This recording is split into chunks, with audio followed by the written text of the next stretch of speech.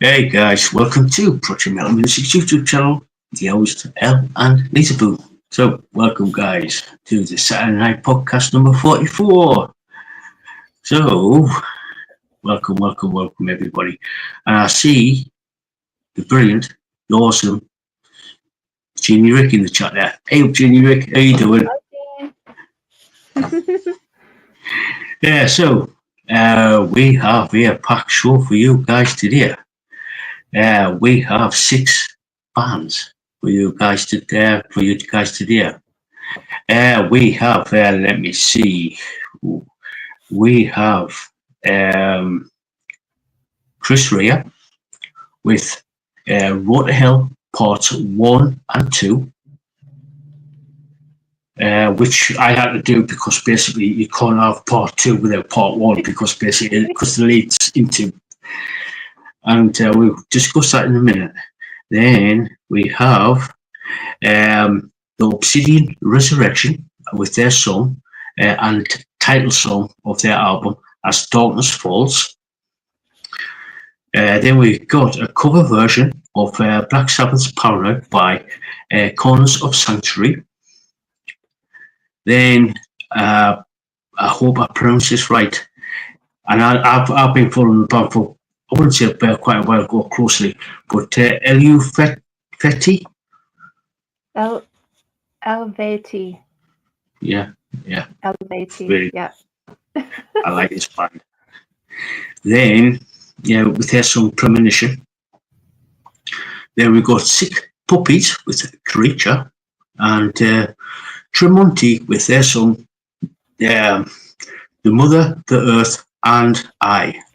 So, yeah. But first, do a little bit of a grift. Hey up everyone, how you doing? Hope you like what you see. To smash the like, subscribe, share, comment, and all that good jazz. It does help the channel out in a huge way. And in the description, you will see the channel's Linktree, and it's got all the social media stuff there, such as like Twitter, Instagram, the website, the channel's email, projectmmusic2015@gmail.com, and the channel's PayPal.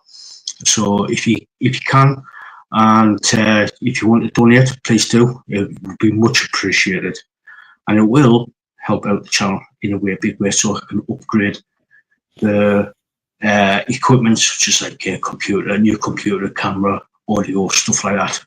And and also there is a link to Lisaboo's Etsy store, and she does some amazing stuff over there, such as crystals, geodes, obelisks, jewelry, all that good jazz. So so Lisa, you can explain a little bit better than what I can. So take it away. Well, it's on Etsy and it's Buddha X Studio, and I make a lot of different bracelets with crystals and some raws, a lot of pendants, some antique jewelry with clip-ons and stuff. Getting harder to find the clip-ons. And there's spheres and towers and stands and altar cloths and stuff. I used to carry tarot cards. I'm thinking about bringing them back, but I haven't decided yet if I'm going to do it or not. So yeah, and getting closer to Christmas and stuff. So the deadline for getting your orders in is swiftly coming. So yeah, so and with Canada Post being on strike, I've had to go with like a different carrier and stuff, so that's made it a little bit more difficult. So yeah, make sure you get your orders in early if you're looking at anything. So yeah. Yeah, and if you're looking for something specific, And Lisa has got a chat function on the store. So if you're looking for something in specific or you got a question, message Lisa there, and she can get she might be able to help. So yeah. Yep. So I'll do what I can. yeah. Yeah. So let's dive in. Oh, and later on we'll be like doing bringing some gigs and what's coming up on the channel, and continuing Lisa's journey through the wonderful world of Feist. So yeah, and that's what's coming up later on in the channel. And if you've got any questions for us, please ask away. And if you are in a band and you want to get like say, "Oi, El, Lisa, we've just released a new song, new single. Can you take a look at it? Please do. Let us know." And if you know of a band and they just released a new single, say, "Oi, El, Lisa, I know this particular band. They've just released a new song or a new album or an EP or whatever." Say, "Oi, El, Lisa, let us know. Let us know." And if you are reading a book by a particular author, let us know. Or like a movie or TV show or anything like that, just let us know. We'll be sort of like take a look at it, see what we think. Yeah. So and put it in the chat in the comment section there. Yeah, and replay crew, hey up, how you doing? We'll be all right. Hope you like this. Hope you like the stream. Hope you like give it a like, subscribe, and everything. It does help. It does help. And we are so close to getting to 1,000. We are at 733. So thank you to everybody who's recently subscribed. Thank you so much. I'll do the happy dance. Yeah.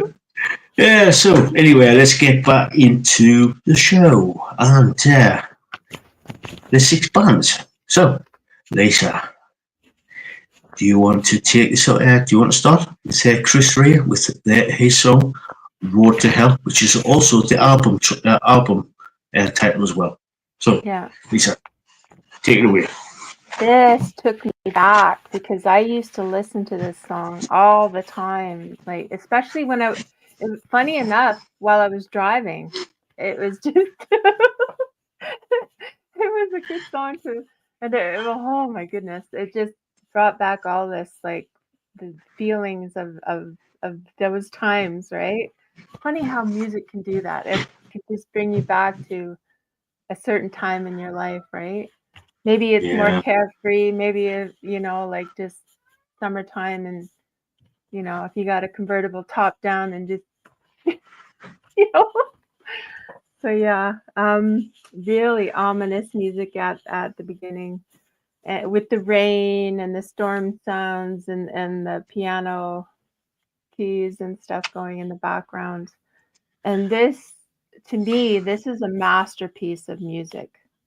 And it's a vocal story, and yeah, it's like storytelling, but with music. Just love it, love it, love it.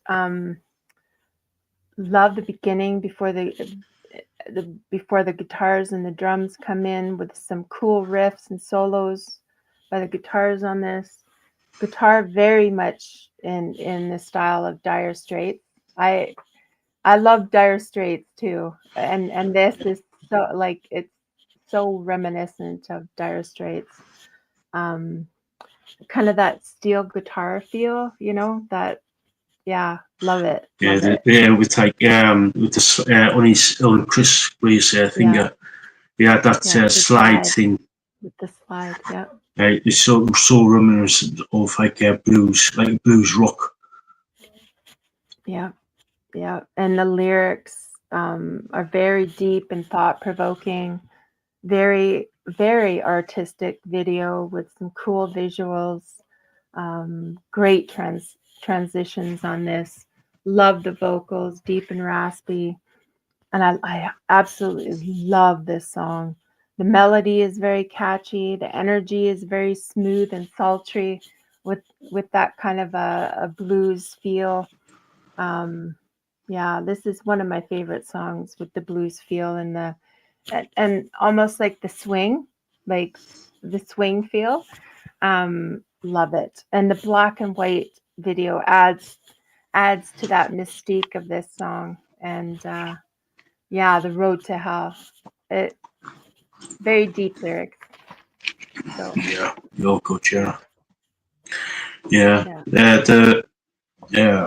Well, I've got the album actually. I was can you believe it's 35 years old? No, that's why I was saying it's just like I was like Yeah, transported back to like yeah. 80s. Like it was what 80? What 89. was it? 89? Yeah. Oh my god.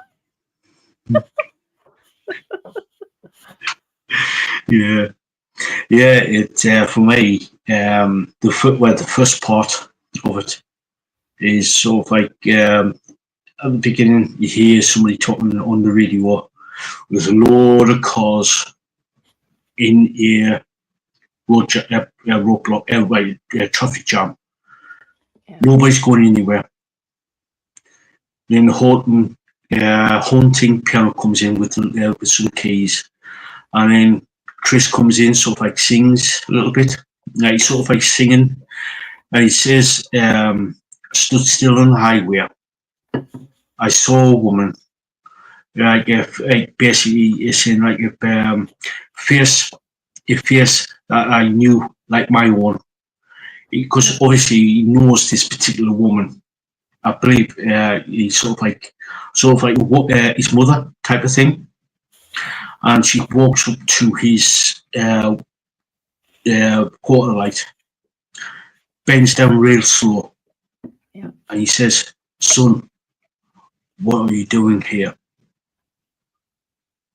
And he answers back and says, "I'm uh, basically paraphrasing.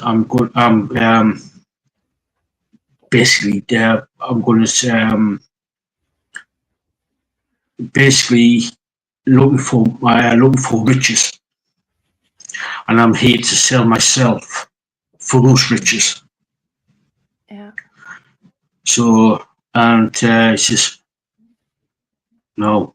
The woman basically turns around and says, "No, this road is the road to hell."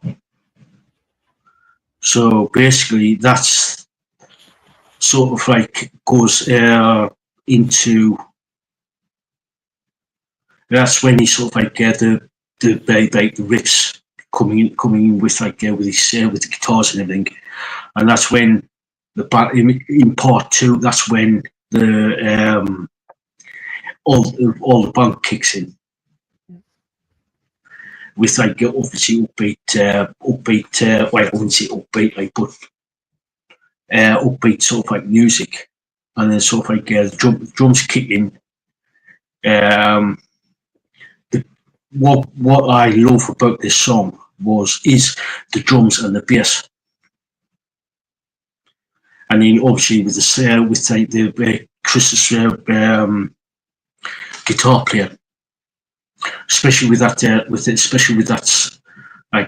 slide. Right. Yeah. Slide playing on like, which is very reminiscent of the blues, because he's always been like sort of like blues rock, blues sort of like pop blues type of thing. Bit like I wouldn't say BB King like, but close to somebody like that. Yeah. But yeah. I was thinking kind of like Stevie Ray Vaughan too, because he had that blues. I love Stevie Ray Vaughan. Yeah. I love his music, and it was kind of reminiscent of that too. Yeah. Yeah. It's sort of like it's sort of like such as like Stevie Ray Vaughan, possibly even Santana or BB King, or people like that. Yeah. Yeah, and I love his voice on this, especially when he kicks in. He says, when he says in the lyrics, he says that I stood still. No, it says about passing the river, which is full of toxic, being toxic. Yeah, like people basically throwing him a lot of credit his way up, but it's like but that credit, it's like going away from you like pieces of paper. Yeah. You know what I mean? It's just like, it's basically, he sort of like but the overall story story of the song is that he sort of like sold himself to the devil basically, and sort of like it became a bit too late, if you know what I mean, for him to get out of that traffic jam. He's only got to go forward. So basically, that's and he sort of like realised that he just started to realise that he was travelling down that road. You know what I mean? Yeah.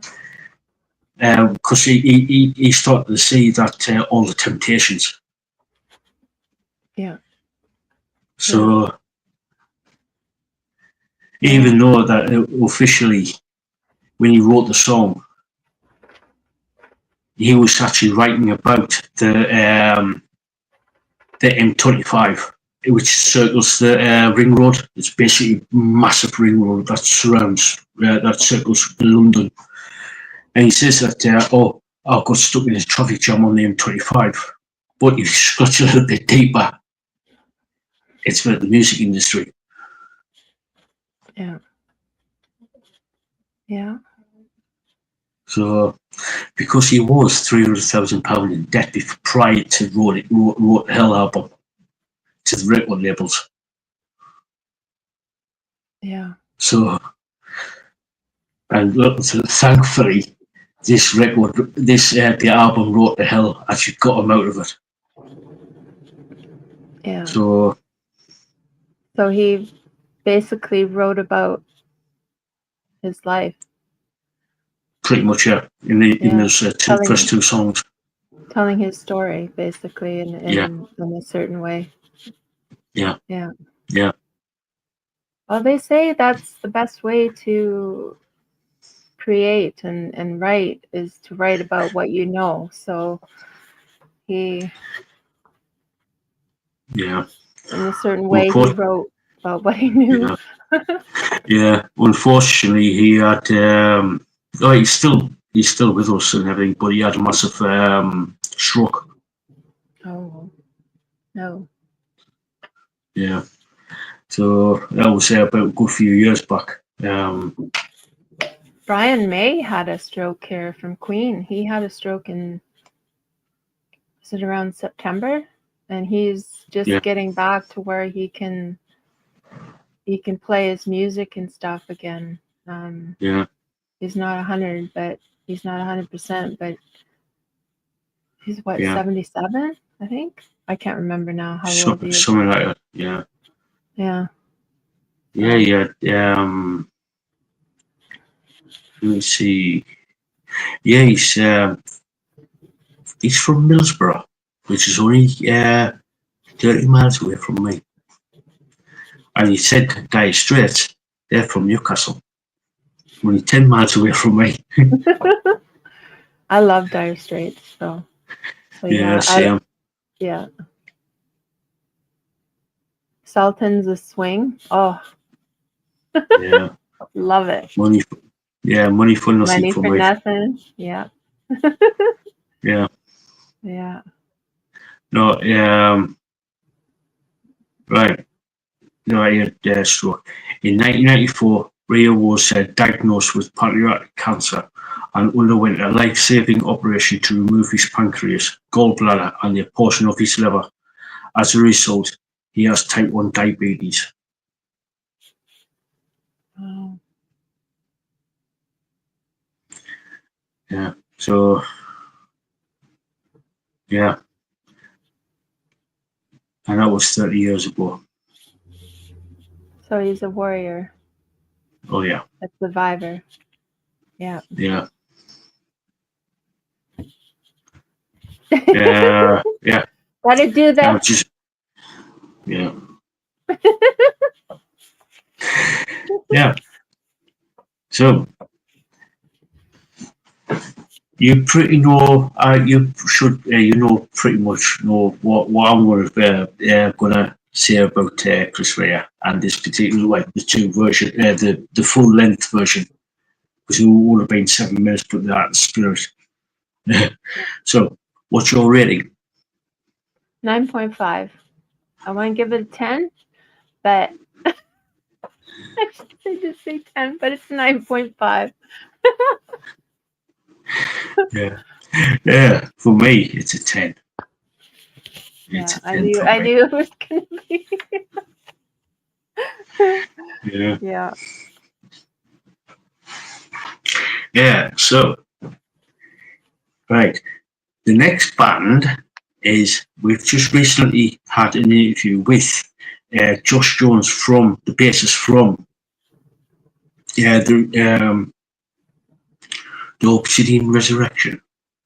And this, so if you want, I'll post the link out to that interview, so where we actually discuss not only this particular song but the actual album in full. So the song is As Darkness Falls. So, Lisa, take it away. What can I say about this? Man, the intro. That intro with the drums and guitars and the symphony backing was just strong. It was strong. And I love the raspy, deep growl vocals. The lyrics are deep and dark, and the video suits this song very well. With the dark black and white, with the cold visuals, with the snow, that cold feeling, the cold lyrics, like that just, it fits it so well. Transitions are great, and loved how the song progressed throughout. Love the guitar riffs and the energy. Very good for the song. I love that mystical feel to the video with the imagery and that too. Strong rhythm section, and the orchestral arrangements are very good. I loved how the band worked together and everything fit. Everything fit really well. I really enjoyed this song. It was different, and in the, you have to be in the right mood for to listen to black metal. And this is like a black metal song. Yeah. Symphonic black metal. Yeah. Yeah. So, but man, I love it. I loved it. Yeah, really, really, really good. So. Yeah. Yes. Yeah. It's absolutely amazing. Please watch the interview. I've just posted the link into the chat there, so please watch the interview, because we discuss song by song of the album As the Darkness Falls, and we discuss, and Josh tells the ins and outs of each particular song and when it was actually written, and how the process from going from being written back in the late 90s to the release, which is going to be in early January of next year. He's already released 2 singles. He's only going to release 2 singles.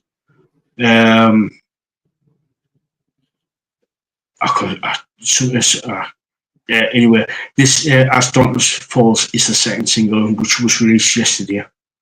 The interview, so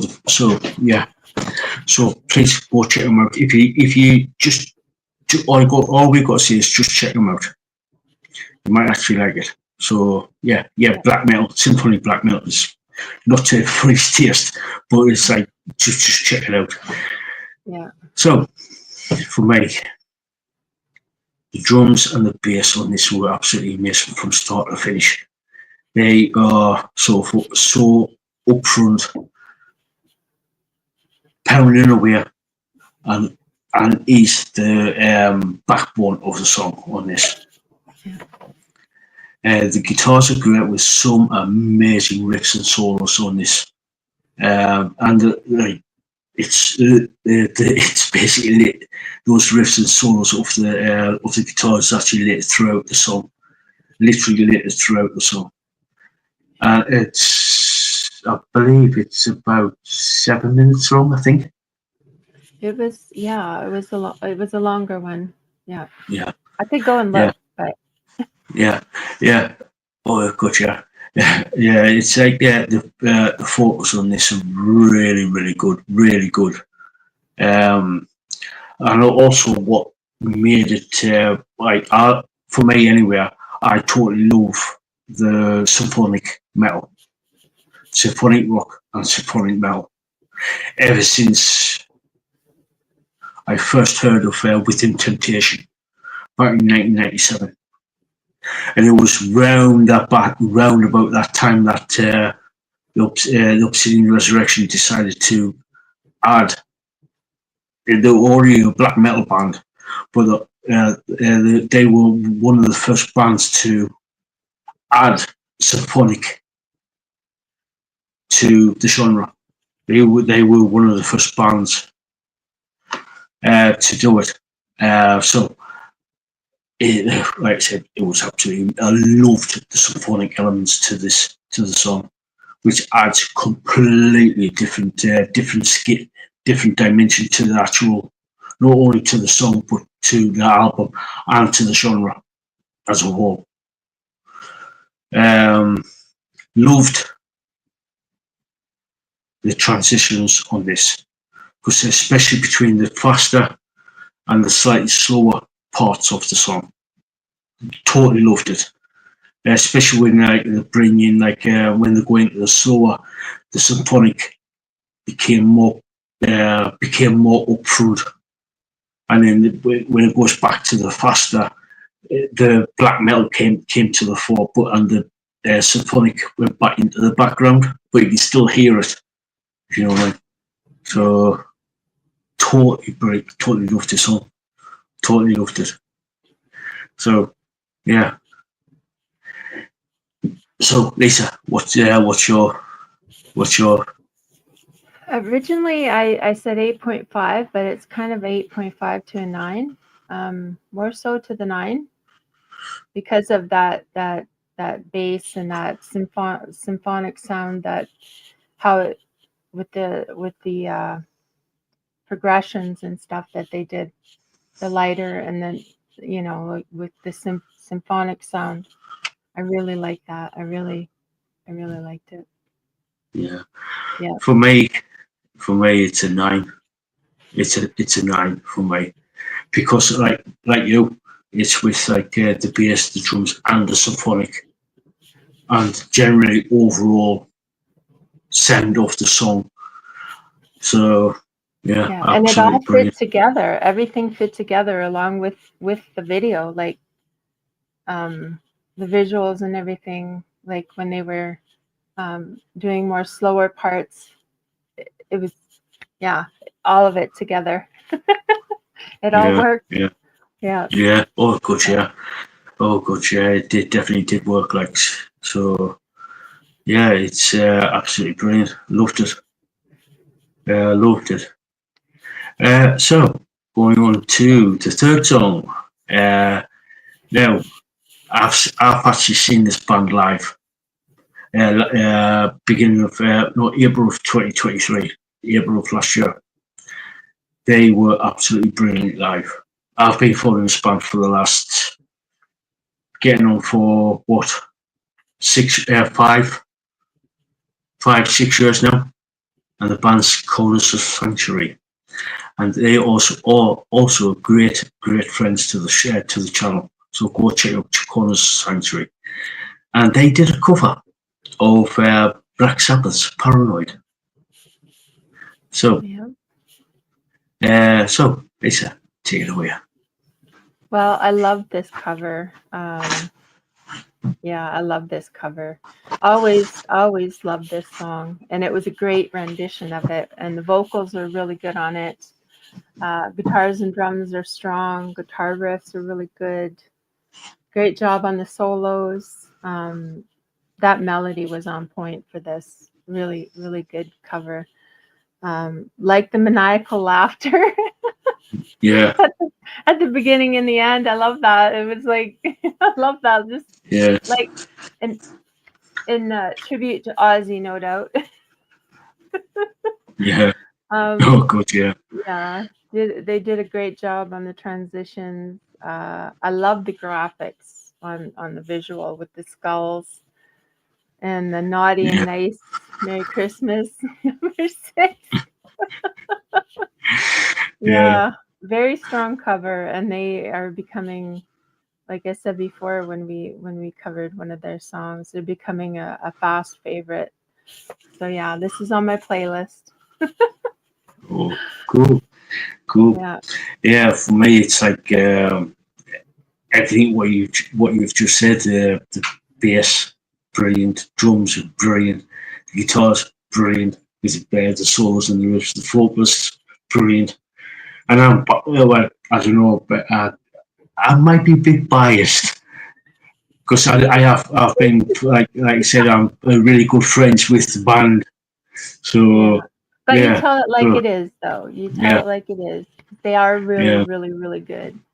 Oh yeah, they're really, really good, damn good. So it's and the band is actually very knowledgeable about what they do. Very knowledgeable. Because I've had Mick Michaels and Matt T on the show on here on the channel numerous times over the last 5, getting up for nearly 5 years now. So it's through that time we've had quite a few. I wouldn't say in-depth conversations, but we've delved into like a good few things. And like I said, they are very, especially Mick Michaels. He's very, very, very knowledgeable. Very knowledgeable. So yeah, and the band's done other covers as well, like Def Leppard and Judas Priest, and obviously Black Sabbath now, and a good few other bands as well. So yeah. So Lisa, what's your take? What's your rating? Same as the last one, 8.5 to a 9. More on the 9. A really good cover. And I love this song. So they did a really good job on this song. So, yeah. For me, it's a 9. That's solid. All day, every day. It's a 9. It's I would give it give them like a lot more, but it's Black Sabbath Paranoid. You can't beat Black Sabbath's Paranoid. They've done an absolutely amazing job with this song. But it's Black Sabbath. Yeah. Yep, they did a really good job. Really damn good job. Damn good job on that. So now I'm really looking forward to this next band. Eluveitie or Eluveitie. Eluveitie. Yeah. And I actually went and I researched it and I listened to the one of the band members say the name, so I know how to say it. Cool. I went and I Cool. listened to them Yeah. doing they were actually talking about this song to go and listen to it because it is like when did it come out? It came out just 2 days ago. Yeah. 2 days ago. Yeah, so I went and I listened to one of the I went and I heard her say it. Yeah. Yeah. Yeah. Like I said, I've been looking for. Hey, yeah. They're from Switzerland too, so yeah. Cool. Like I said, I've been looking forward to this. Because I love folk music and folk metal, folk rock and folk metal. So yeah. Same. So the song is Premonition.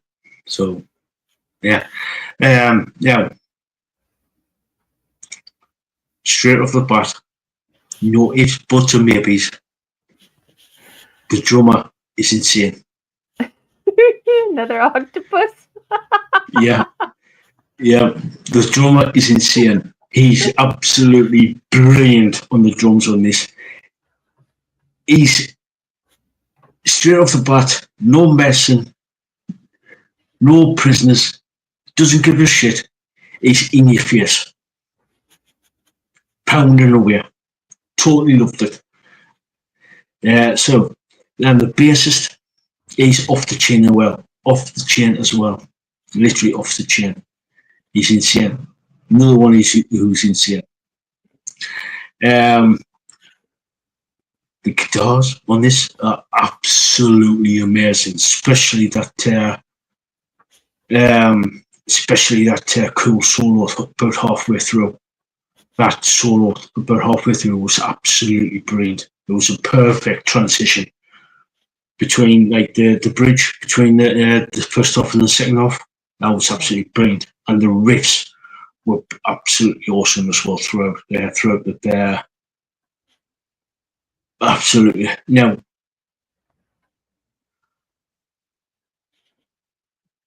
there's 3 singers, I believe. 3 singers, I believe, on this song.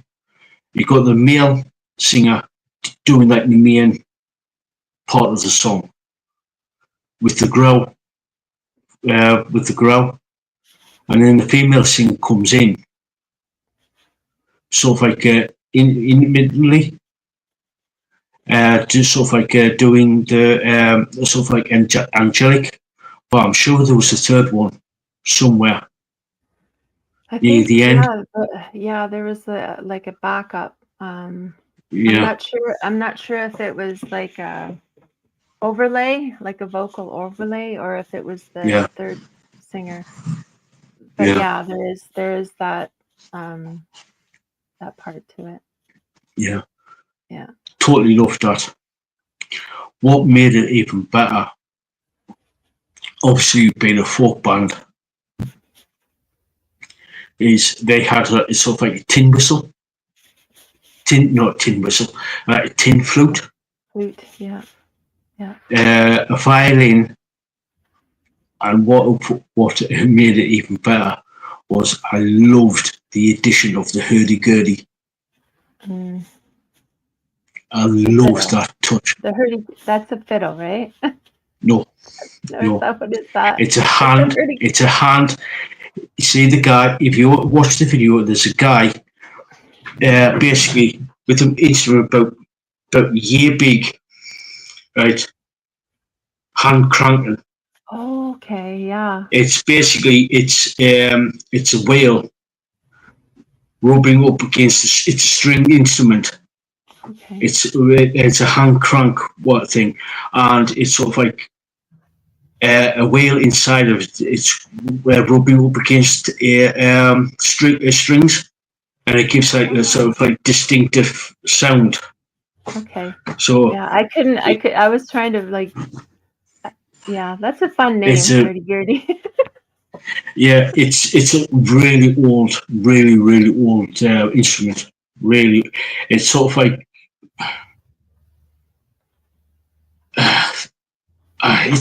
it's a hard, to actually visualize it. You need to like watch a couple of videos. I know Rob Scallon, the YouTuber Rob Scallon. He did like a couple of things with the hurdy-gurdy, and Incubus Succubus did quite a bit with the hurdy-gurdy. Okay. I believe Nightwish as well has done something with the hurdy-gurdy. Hang on, I've got the actual. Luckily, I was prepared. For some reason, I think Tyre did it too. Yeah. Because they're folk metal. Yeah. Yeah. Yeah. So this is a picture of a hurdy-gurdy. Okay. So it has like, is that like sleeves? No. Or what Okay, see this here on the end there? Just above the arrow? That's the handle. And there's a whale. That there is a whale. The white there. Okay. And he's got strings going across it. Yeah. So, I'm gonna go and do some research now. Not now. What I'll do is, if anybody wants to, what I'll do is I'll send it to you there, Lisa, over on there Insta, so you can have a bit of a read. And I'll also post the link in the chat there, so if you want to know what a hurdy-gurdy is, it's a brilliant sound. Because, do you know Godzilla? Do you know how he got his roar? The Godzilla roar. Same principle. Rubber glove with pine resin on, going down a cello, strings of a cello. Similar type of thing. It's a whale, and you hand crank it. It's so. You learn something new every day. I like similar. Yeah, but I posted. I sent the links there. The link to the hurdy-gurdy. Absolutely brilliant, that song. Especially what made it even better was that, like I said, the violin, the flute, and the hurdy-gurdy. Yeah. So, yeah, it's absolutely brilliant song. Brilliant song. And the transitions on this is absolutely brilliant on this. So, Lisa, take it away. What's your take?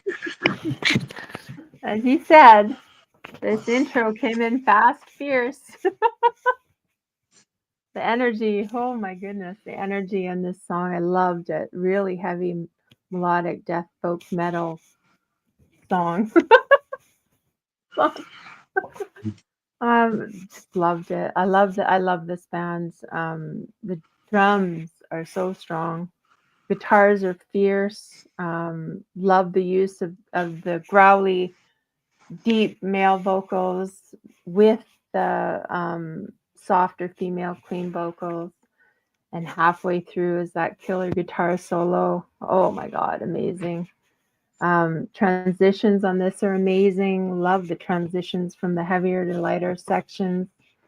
The use of the violin on this is beautiful, as well as the flute, and of course the hurdy-gurdy.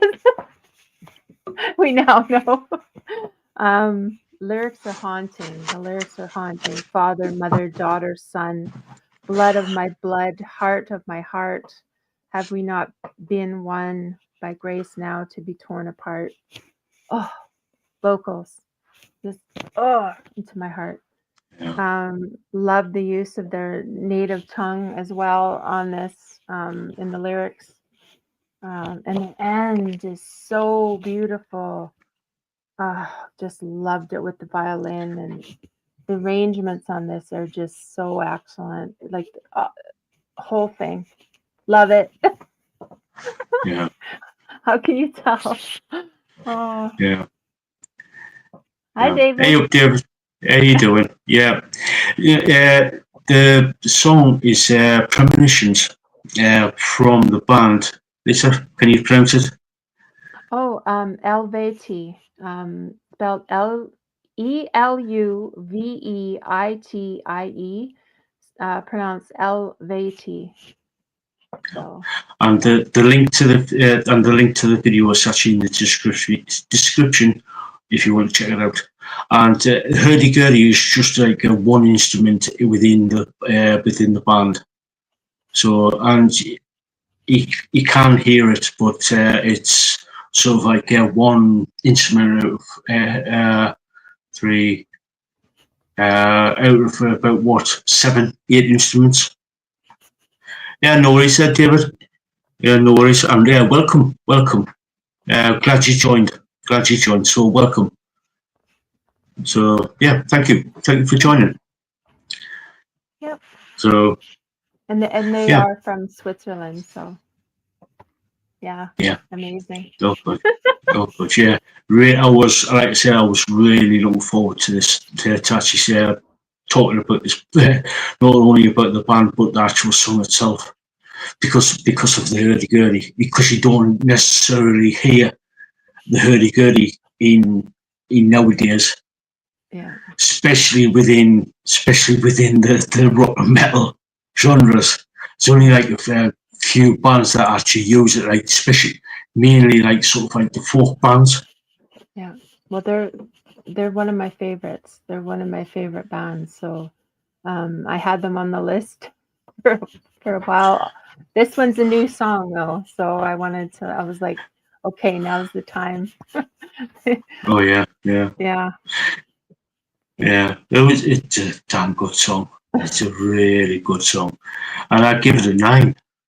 A strong 9. 9.5 for me. I want to give it a 10 so bad. It's like right there. Because it's the whole, like, everything is just so amazing and beautiful. Like there's some really beautiful parts to this. Yeah. Oh good, Yeah.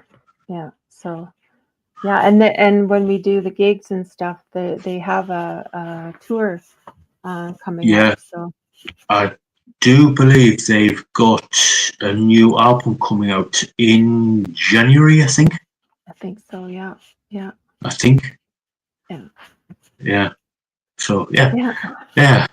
So good band, good song. Yeah. So the next band is called Sick Puppies, and the song Creature. I like this band. Really like this band. So drums and a bass, start off strong, really good. Now, in this between when it goes from like when it first starts, it's fast, manic, in your face, then it goes into like a really slow, soft side. Yeah. And it's got like that piano, the piano in the like in the like second quarter of the song. I really like that touch with that transition going from the fast-paced manic. Yeah.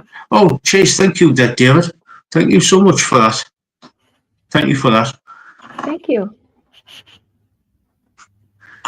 Much appreciated. So yeah, like I said, it was like I loved the piano within that, like the slow parts of the song. Really like that. The guitar, brilliant riffs, great, and they've got some really good solo. It's got a really good solo. I can't remember if it's just after halfway. Yeah, it's around about that time. It's got that really cool, really cool riff solo. Yeah. The focus are pretty good and fits in well with the music. And that the last part of the song where the band stops playing, but the guitars fade, started on that fade out on the last note, and then the somber piano comes in. Yeah. Absolutely love that. It fades out. I love that. Loved that piano at the end, that somber piano. Yeah. So yeah, really good song. So Lisa, what's your take? Well, they are an LA band.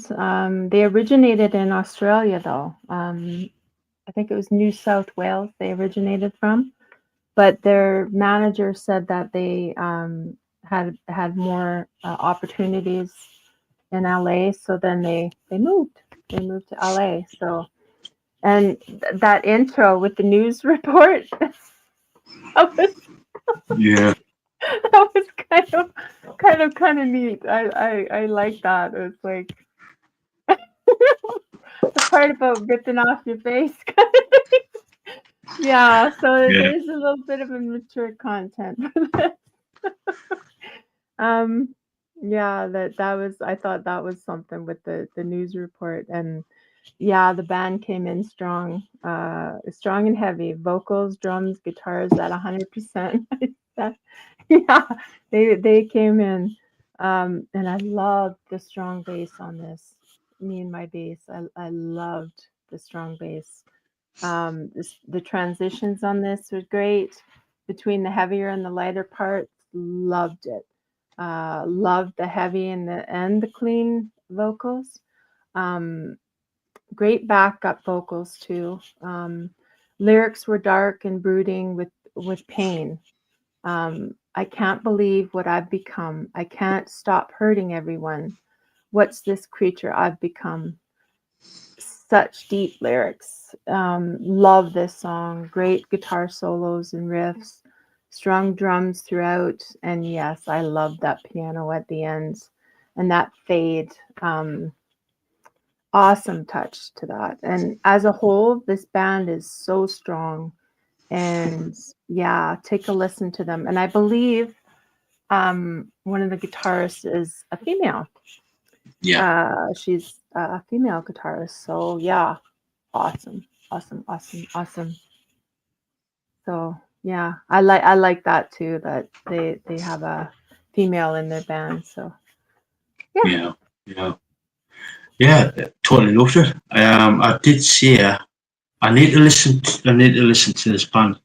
I have heard of the band before, but I need to listen to a little bit more, and I give this song an 8.5, a solid 8.5, solid 8.5.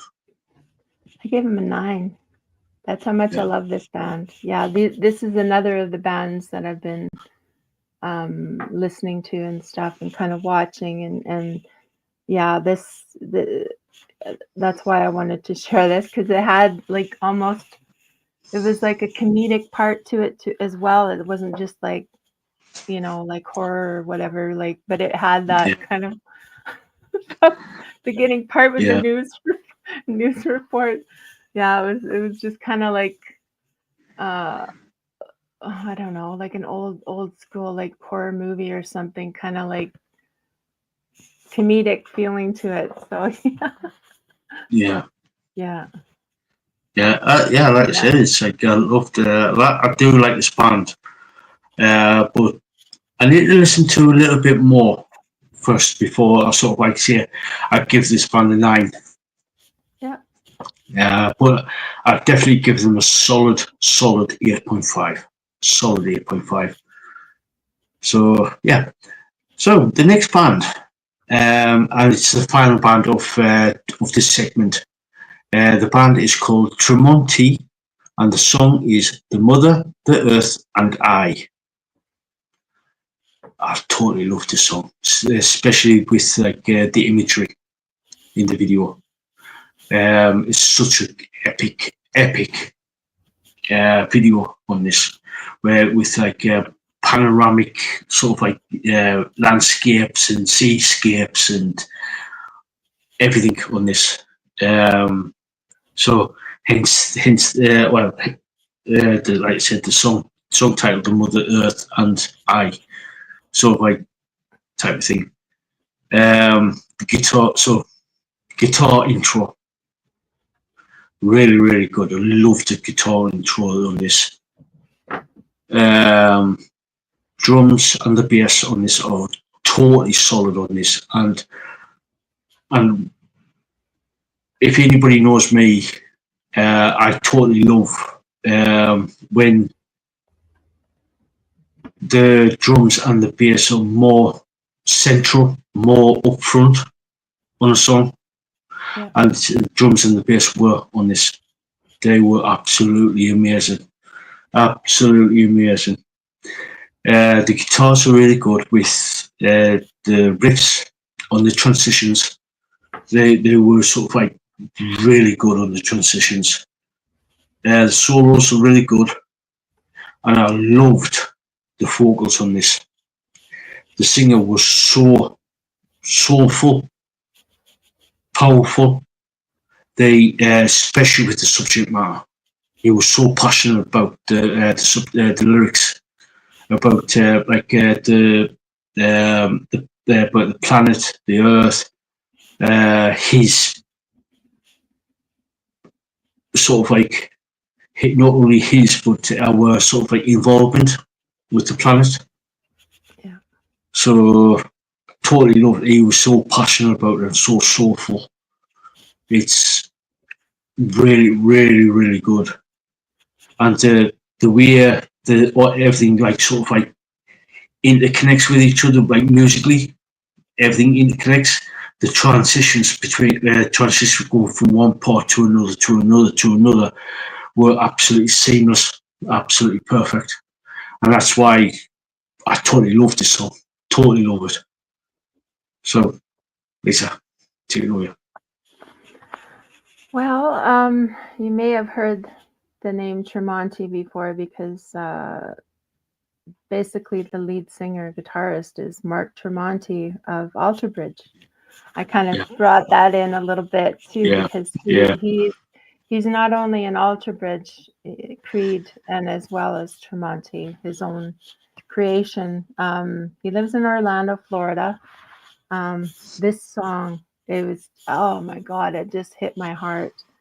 It's so beautiful and very artistic.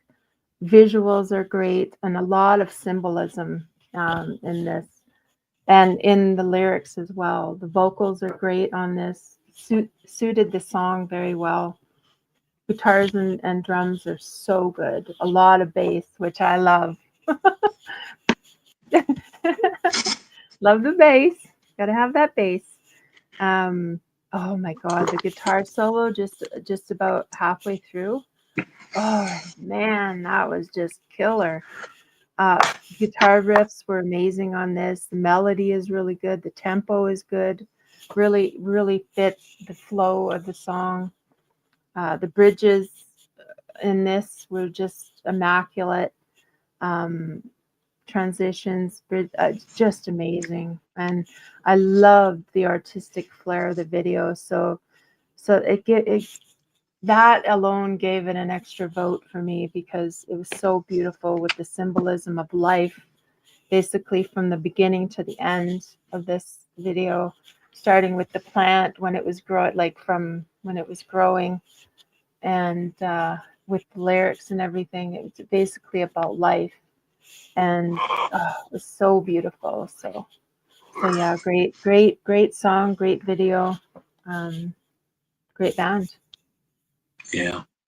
Yeah, it's the visuals and like I said, the visuals, the passion, everything about the song was absolutely brilliant. That's why I was going to give it a 9, but I'm really, really leaning towards a 9.5 on this because of the overall package, the passion, everything about this song was absolutely amazing. For me, it's a solid 9.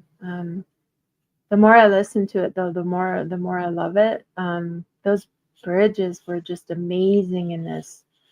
and the flow of the song, just everything fit so well. Just how it was arranged, everything was just perfect. Vocals, everything. So yeah.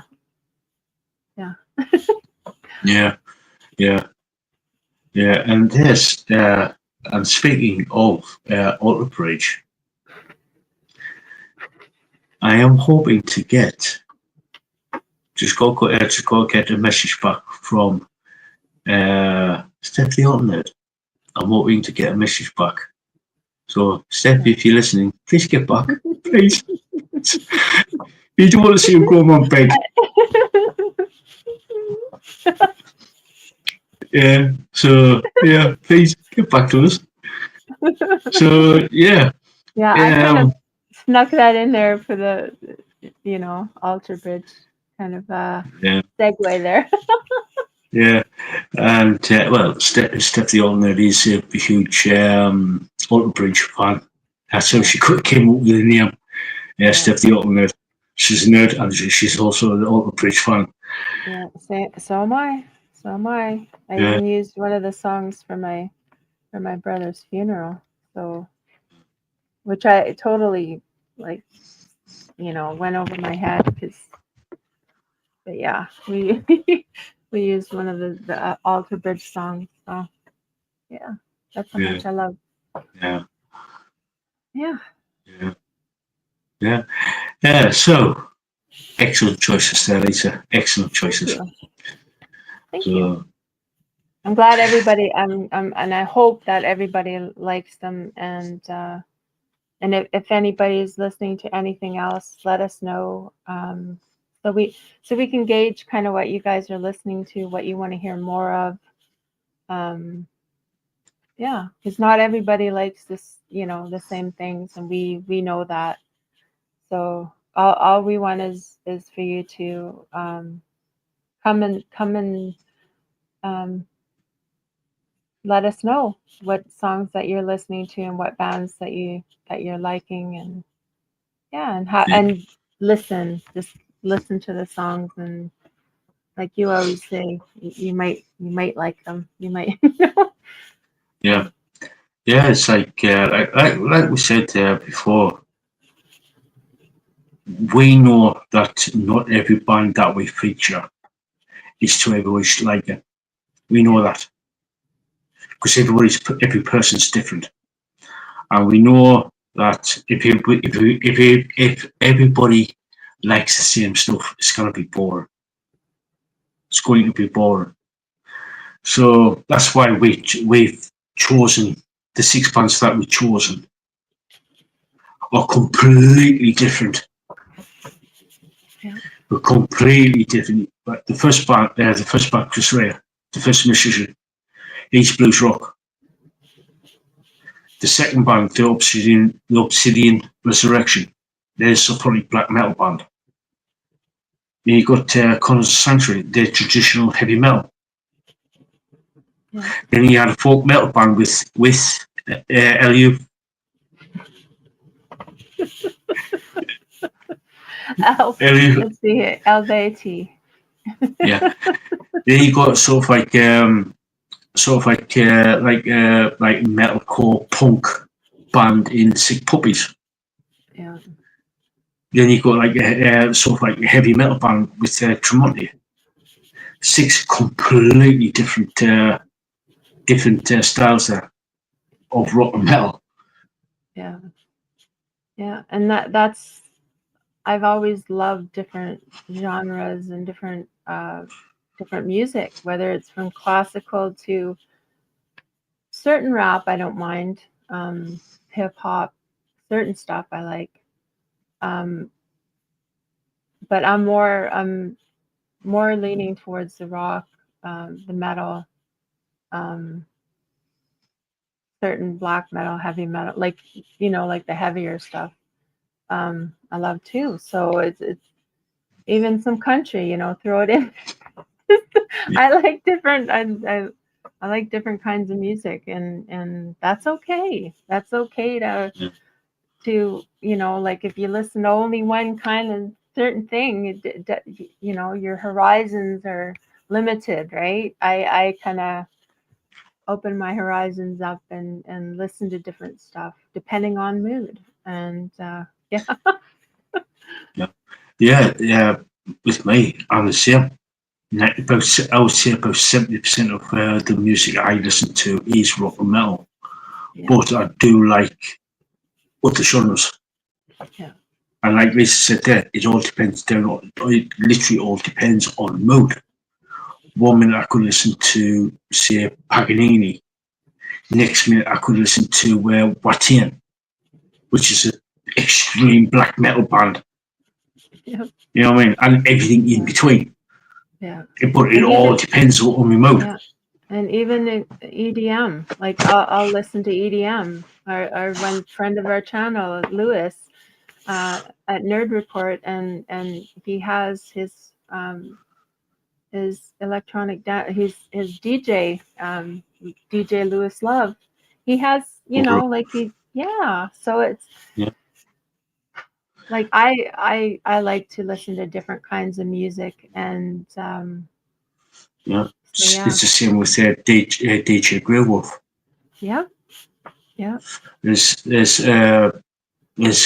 yeah, I don't mind listening to a bit of EDM, bit of yeah, trance, bit of dance, bit of this, bit of that. yeah, Like I said, it all depends what our moods are. yeah. And it's energy, right? Like that's how I that's how, and that's another part of music, right? Is energy. It's the energy it's giving you. It's the energy that you're using to whatever you're doing, like if it's work, whatever. Some people just like listening to soft rock and stuff while they work, which is cool, totally fine. Like, do it. Yeah. Love it. Just listen to what you love, and don't just Limit, limit. limit yourself, and broaden your horizons, and Yeah, listen to yeah, different things. The same thing with food. It's the same thing. If you never tried it, how do you know you like it, right? yeah. So That there was just exactly the same thing what my mother used to say. He still says, "How do you know how do you know you don't like it if you haven't tried it?" yeah, And that goes for anything in life, yeah, pretty much anything in life, whether it be books, food, drink, music, TV, movies, stuff like that, whatever it is. yeah, How do you know if you don't read it, listen to it, whether it be music, whatever it is? How do you know if you don't? Oh, that's what we keep saying. Just check them out. All these bands that we like focus on each week. Just have a listen. If you don't like it, fair enough. If you like, you think, oh, that band's okay, great. yeah, All we ask is check them out. yeah. Check And it out. like you said, they're different. It's not going to be all of them the same. Like, like cut like a die cut. Like just okay. It's on a it's on a line. It's just not going to be. It's not all the same. So we Yeah, try and give you guys a bit of a different a songs, variety. different, yeah. So Uh, we're a variety bit of a, show. yeah, yeah. So I'm like getting on sort of like a bit like try and get a bit of variety.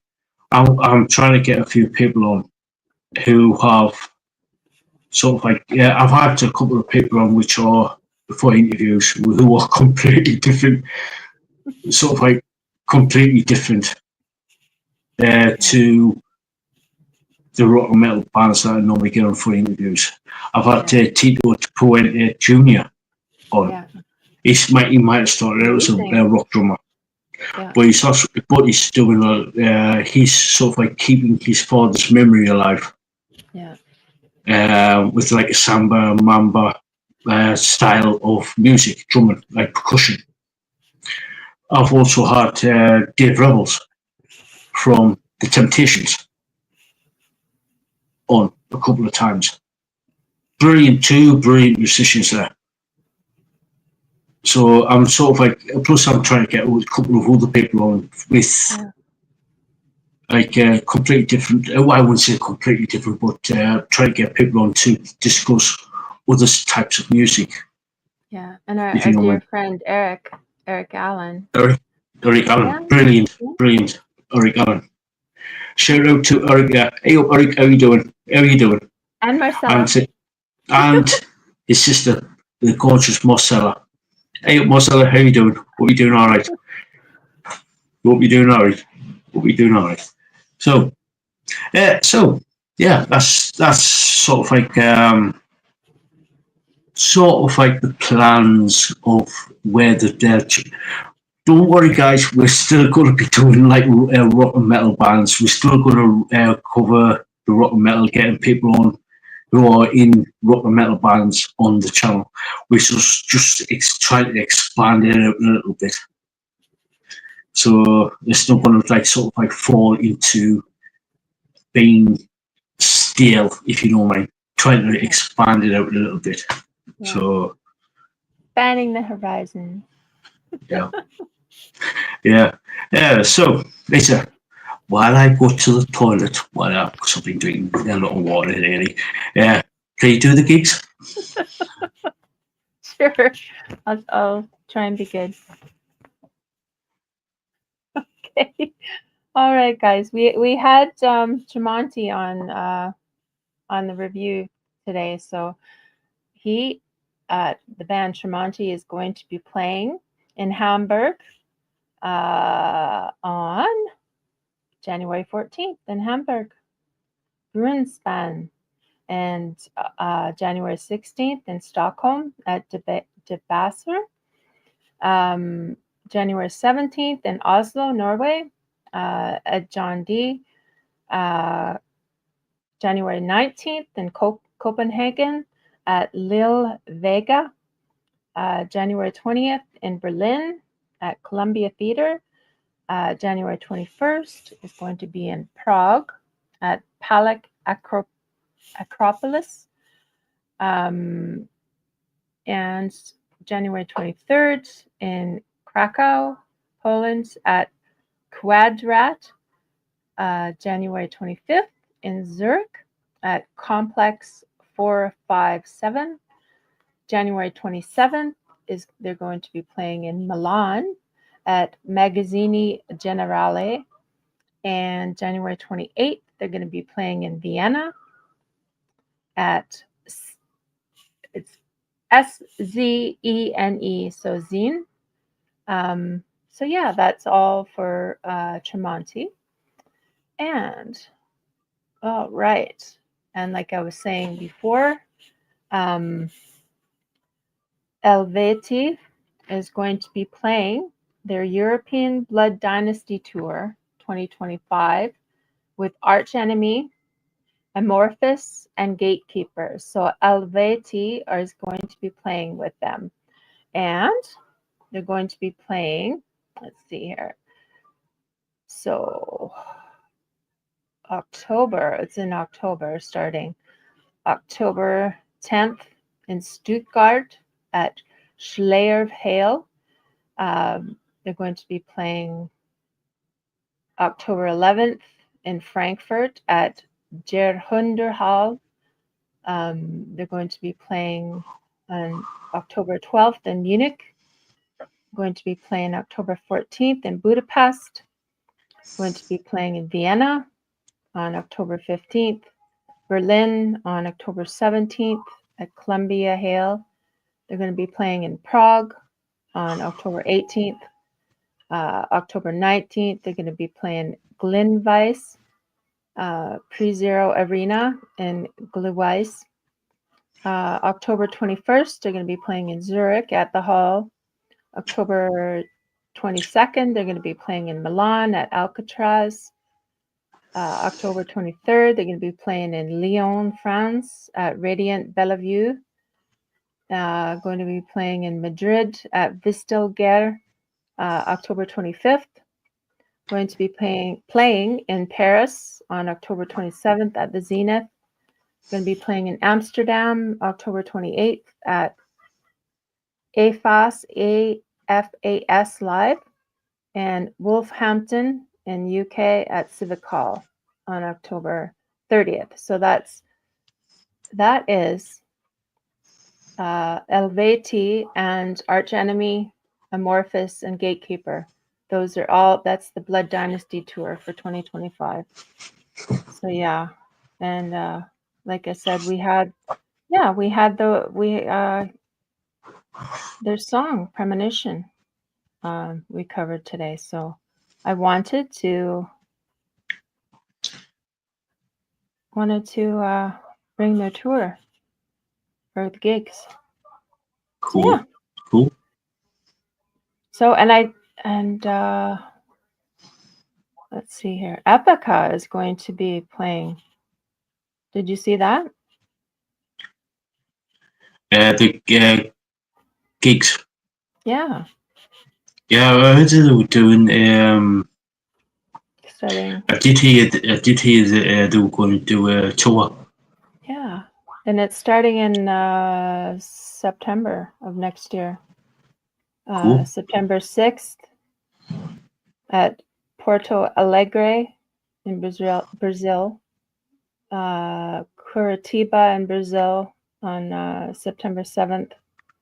There's quite a few Brazilian, like there's Rio de Janeiro, São Paulo, Santiago, and Colombia, Uruguay. They got Montevideo, Buenos Aires, Lima, Peru, Medellin, San Salvador, Panama City. So yeah, they're going to be doing the tour next year. So seeing as we both love Epica, I figured I'd mention that too. Yeah. That they have a tour coming. So yeah, if you ever get a chance to see Epica, go see them. I did get a chance to see them live back in 2012, and they were amazing, especially with Simone Simmons and Bear Floor Johnson on the same stage, rocking the fuck out.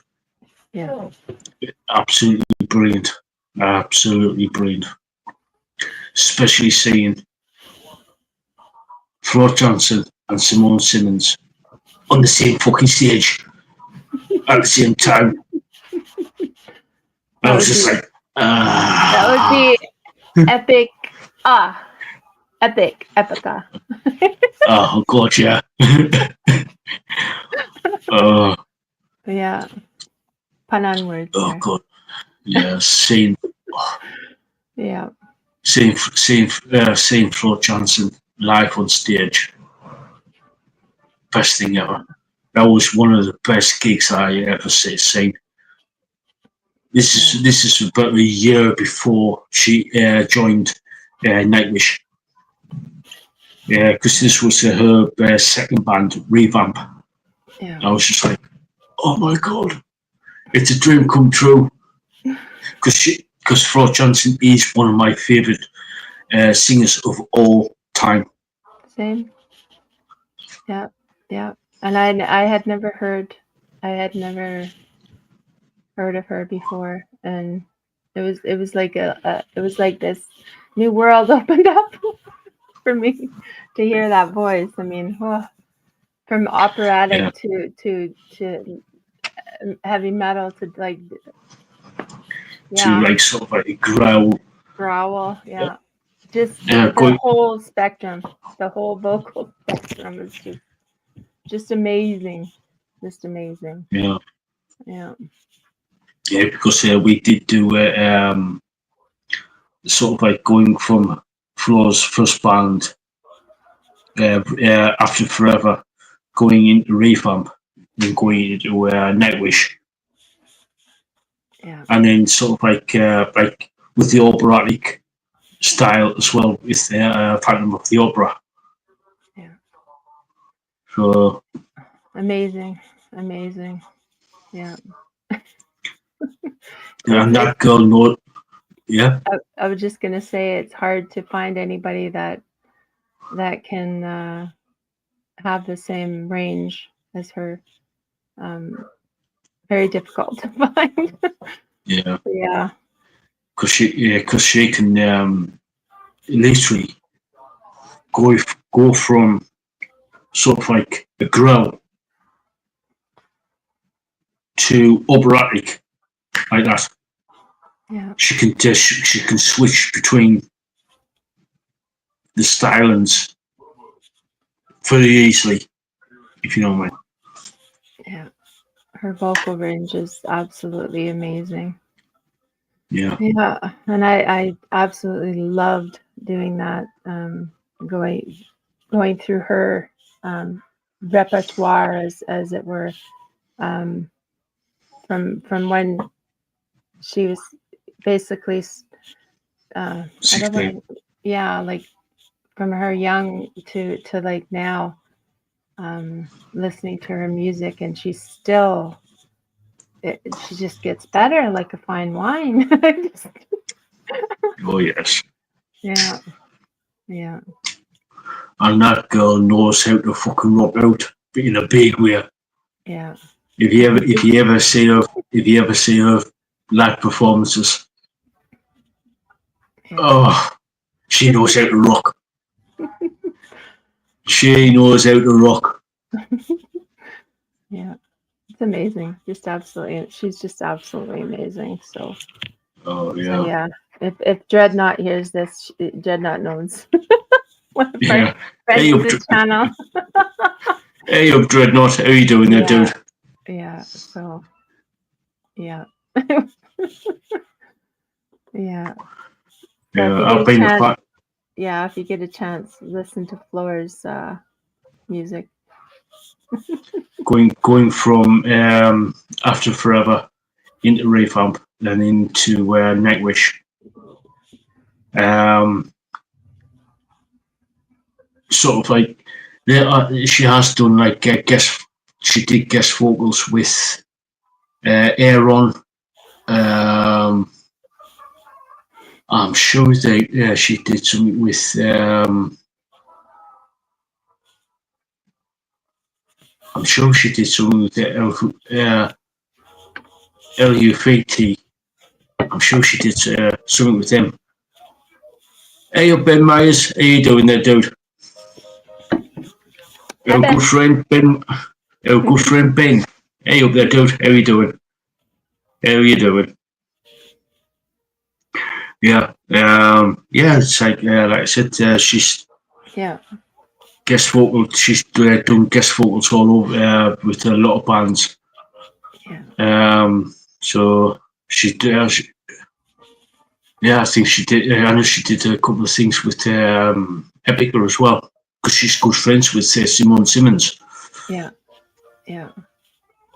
Yeah. And that's amazing. I love it when like two powerhouse singers or two powerhouse bands even like do things together. Because I know like with Metallica will do with James coming in and help, doing things with other bands and stuff, and they will like like whether it's for a memorial type thing or whether it's for like they do a lot of charity stuff too, right?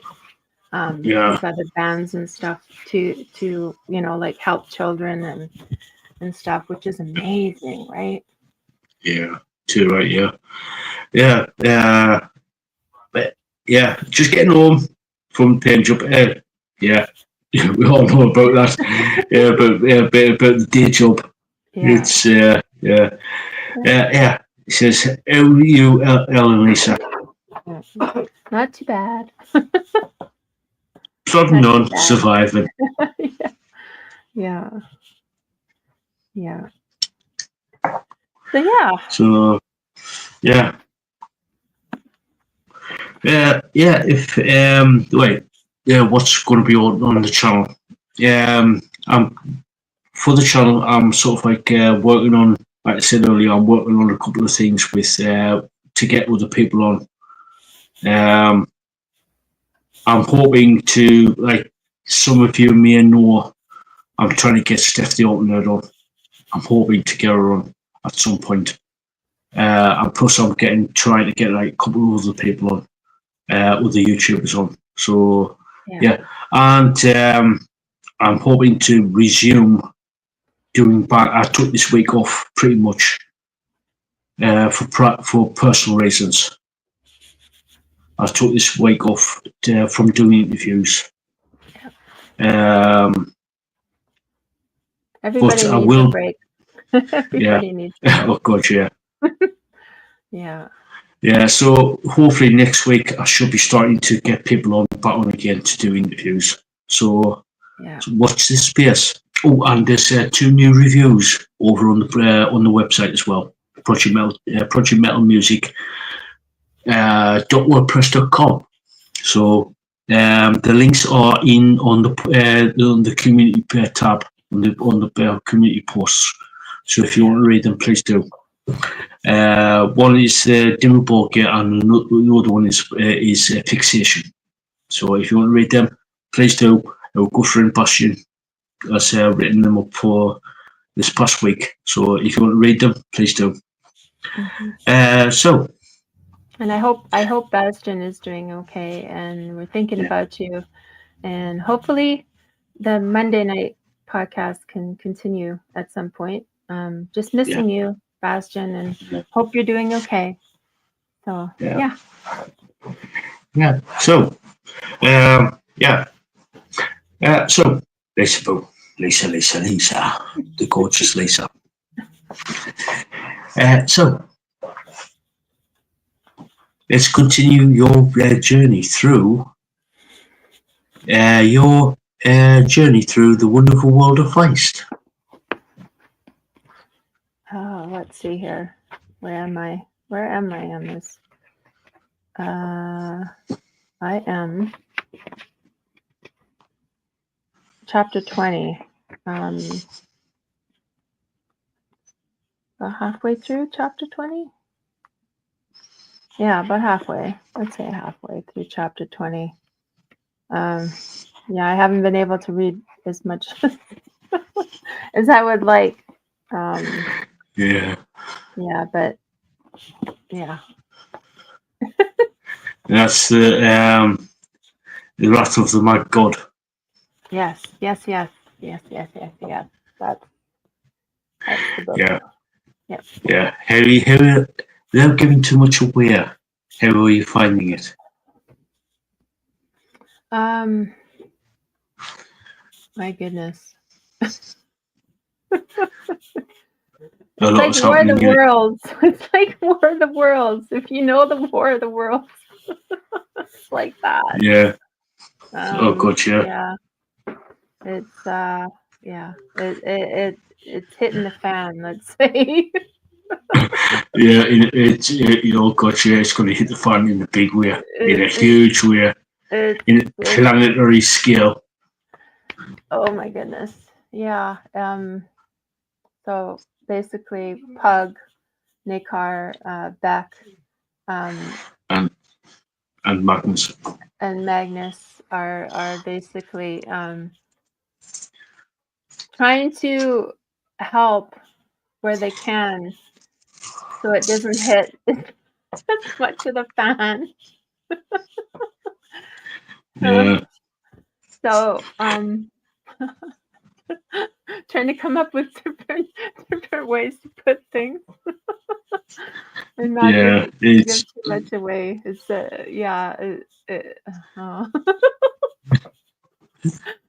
oh my goodness, and it is hitting the fan. It's gonna well, put it this way, it's gonna kick off in a huge scale. So I'm trying not to give anything away, but it's gonna be epic. You're just gonna think, what the fuck? He couldn't have just done that. And you fucking reread it again, you think, no, that's not possible. That's not possible. And you reread it again, and you think, he fucking did. He just did what he just did. He's just like thinking, what the fuck, Pug? What have you just done? Yeah. Oh my goodness. Yeah. So yeah, Pug and his son Magnus and Nakar and Back, and there are others within the basically the good guys fighting against evil. Good versus evil, the old thing, you know. Yeah. Yeah. The plot line of good versus evil. Yeah. Now, is because you mentioned Beck and Nakar. Yeah. Without giving too much away, have you worked out who they are? Oh, it's so hard because I know they always said that who's they at the one part it was like Beck was going to be this big part of what they're doing, and then the one we'll just say entity said that Nakar is going to be more the one that is the important one, not so much Beck. So it's still I'm still trying to figure still because I'm partway through what did I say, chapter 20? Yeah. I think as more and more I read, it's like learning more and more and more about him.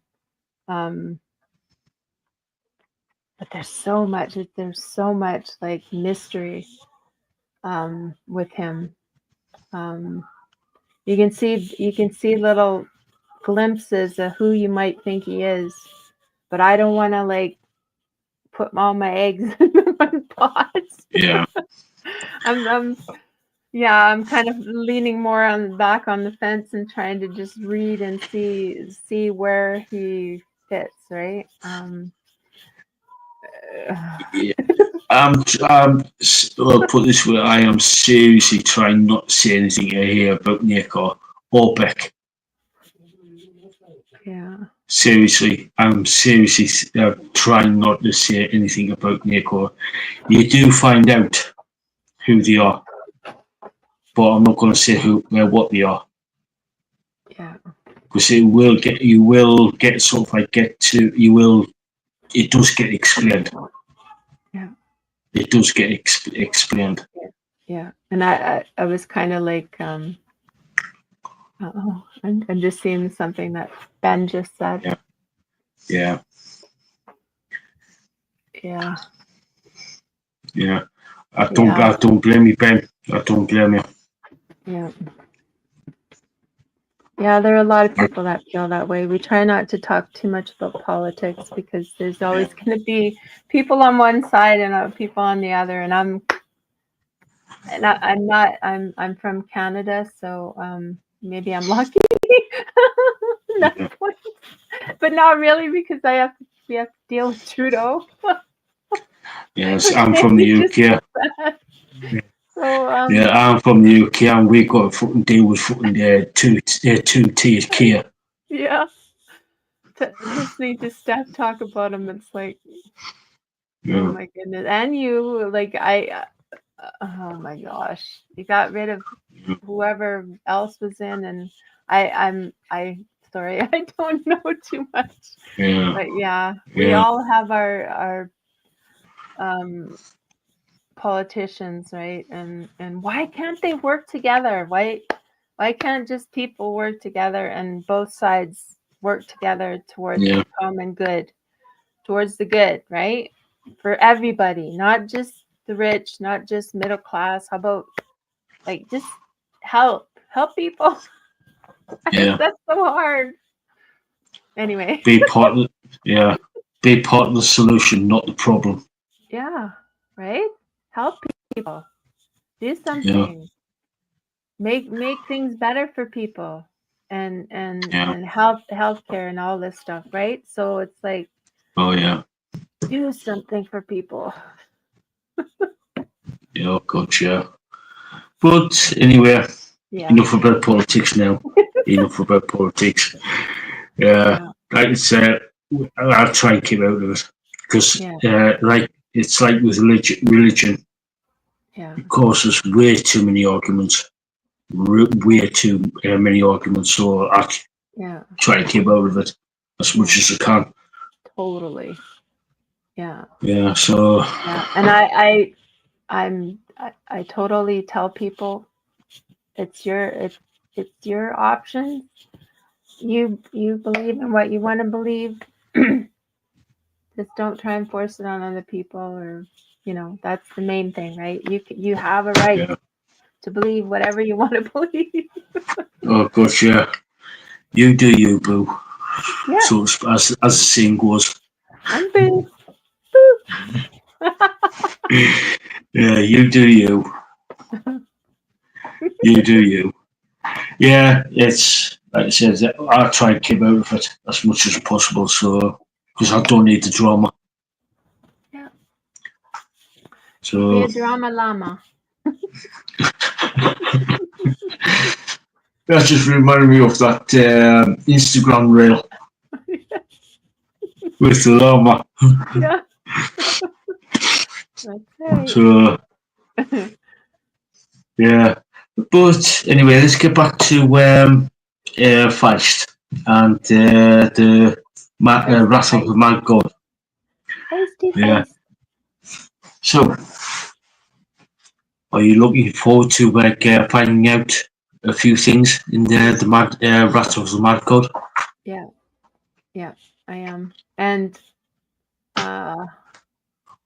this is the thing. I won't get my next book until with all this stuff with all of the mail stuff going on in Canada right now, Canada Post and stuff.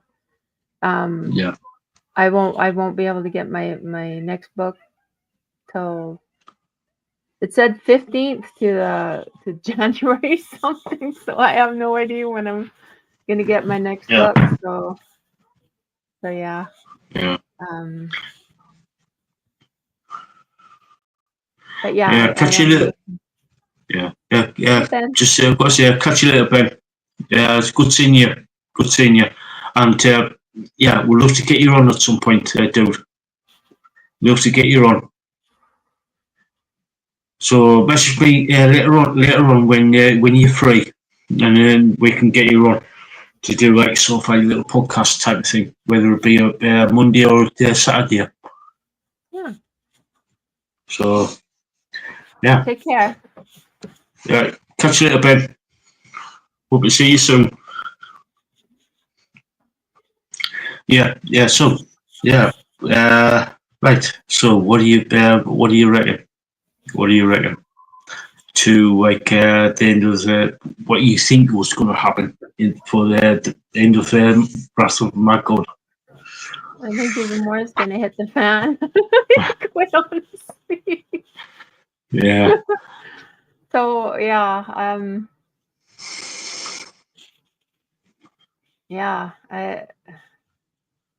it's hard. It's that's the thing. Like I said, I try not to put all my cookies or eggs or whatever you want to say in one basket, because Feist has a way of like taking you off cross country. Oh god, yeah. He's got a habit of sort of. Yeah, he's got a habit of sort of like leading you down one path, but he sort of like kicks you in the nuts and says, we're going down this fucking path. Off road. Yeah. There you go. Yeah. So I try not to like be like thinking, okay, this is what's gonna happen, because no. Yeah. No. You can have your ideas of maybe, but whether that happens, like with Feist, he's such a good writer, and he that's what I love about him, is like he doesn't like I was saying before, like these books that you like the first chapter, it's like, oh, okay, yeah, okay. I know what's gonna happen, right? It's like, oh, okay. And then I'm the kind Yeah. of person that will read that whole book because it paid whatever for it. And I stick it out and I and I read it all the way through and I don't give up. I just don't give up and and then it's like, oh. Get so Yeah. disappointed, but Feist, he doesn't disappoint. He'll take Yeah. you on that journey through whatever, you know. So yeah, Yeah. no, Yeah. That's the thing. It's just you don't have to read the first chapter. Do you know the on the back it says it gives you like a little bit of a plot synopsis, what's yeah, going to happen, yeah, and it's within that little sort of like little paragraph where you go on the back of the book and say, "Oh yeah, this." yeah, It's just like thinking, "Oh, what's the point? I've just fucking read it." He yeah, put everything in that little paragraph, and he's just like, "What's the point? I put it back on the shelf." If you know what I mean. yeah. And when you read the Right back, round. hi, we talked about you, Rohan. Hey, up, right round. How you doing? Good way, in a good way. And then here you are. Yeah, yeah, So yeah, when you read the back of these books, it's you know, like he doesn't give a lot of it away, and yeah, he basically just gives kind of like a little bit of the clues, gives you little yeah. Little Easter eggs hints. and stuff. Yeah, and but yeah, he'll take you on a different path, totally. Yeah, But I no know. worries, It's right round. Rohan. Yeah. Yes. That's the thing with Feist. He can once you sort of like get to know his style of writing. Been reading Feist for 23, 24, coming up 24 years now, and I'm still surprised. Even now, 23 years on, I'm still surprised when I read one of his new books. You think, Yeah, oh, where's this going to go? And I sort of like thinking, ah, he's. I get to a point where he's sort of like I'm used to his writing, and he's thinking, ah, he's sort of like thinking, he's going to go this way, and he's partially right, but he still goes off on a bloody tangent. You know what I mean? He goes off like yeah, he's in, you know what I mean? It's yeah, totally. Totally. Yeah, like I yeah, said, off road, off he goes off road. You're yeah. you're up in the hills somewhere. Oh, gotcha. Yeah, yeah, yeah. Even Yeah, even with it's like reading the back of this, like eh, yeah, it kind of gives you a little bit of insight, but it doesn't tell you what's gonna yeah, happen, which so yeah. So yeah.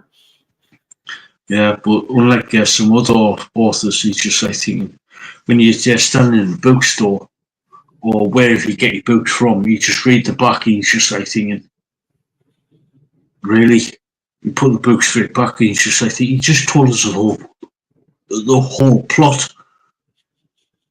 You know what I mean? Within that there four sentence paragraph. It's Yeah. just like thinking, why? Yeah.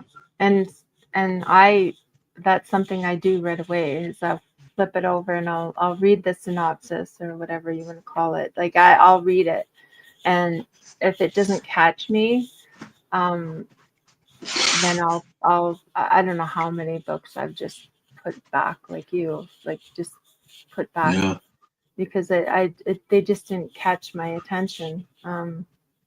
either they, like it was something that I wasn't really interested in, or like you said, they tell you everything what's gonna happen. So yeah, Yeah. yeah, Yeah. yeah. There's been other authors where you just say, when you read the back, there's the little synopsis thing. You just like thinking, oh, this is going to be boring. It's you can tell just by reading the back. You just like thinking, no, that's a bit of a letdown, because it's going to drag out. It's literally going to drag out until the last what, either the last chapter or the second to last chapter. And it's like, say for instance, about what, 20 chapters, and you're just like thinking, I can't be bothered to read this book, because it's going to drag on. Yeah, yeah. And there was that other book that kind of, when I looked at the back, it kind of looked like I wasn't sure about it, but that's that story of Ollie, OLE. That's that other one that I read in between the books. Yeah. That one actually was a surprise. Yeah, it was a good surprise, and it was totally something totally different from these books. It was more of like a life story, kind of like it wasn't quite a comedy, but it turned into like a comedy kind of. And it was, it was heartwarming. It was sad. It was like all the feels. So it really surprised me. So yeah, I think you'd enjoy it. But yeah. It's like there's been a couple of books, a couple of authors that I've sort of like picked up and read the back, and you just like thinking, I'm not too sure, but I took a chance on them. Yeah. And it turned out to be absolutely brilliant. One of them was James Clemens, with the Witch Star sagas. There's 5 books in the series, and it turned out to be absolutely brilliant. Because when I first read the first book, I was just like thinking, I was like struggling, but especially with the first half of the book. But when I got into the second half of the book, that's when it started to get really, really interesting. Yeah. Because it's about this young girl who basically is. I'm not going to say too much, but she's sort of like pretty much the last of her kind. Okay. So, and it's that's, like I said, I'm not going to say too much about that. When you finish up, I want to read those. Is that you say James Cameron? Is that the director, James Cameron, as well? James Clemens. Different. Oh, Clemens. James Clemens. Oh, okay. Yeah. Another one is Trudy Canavan.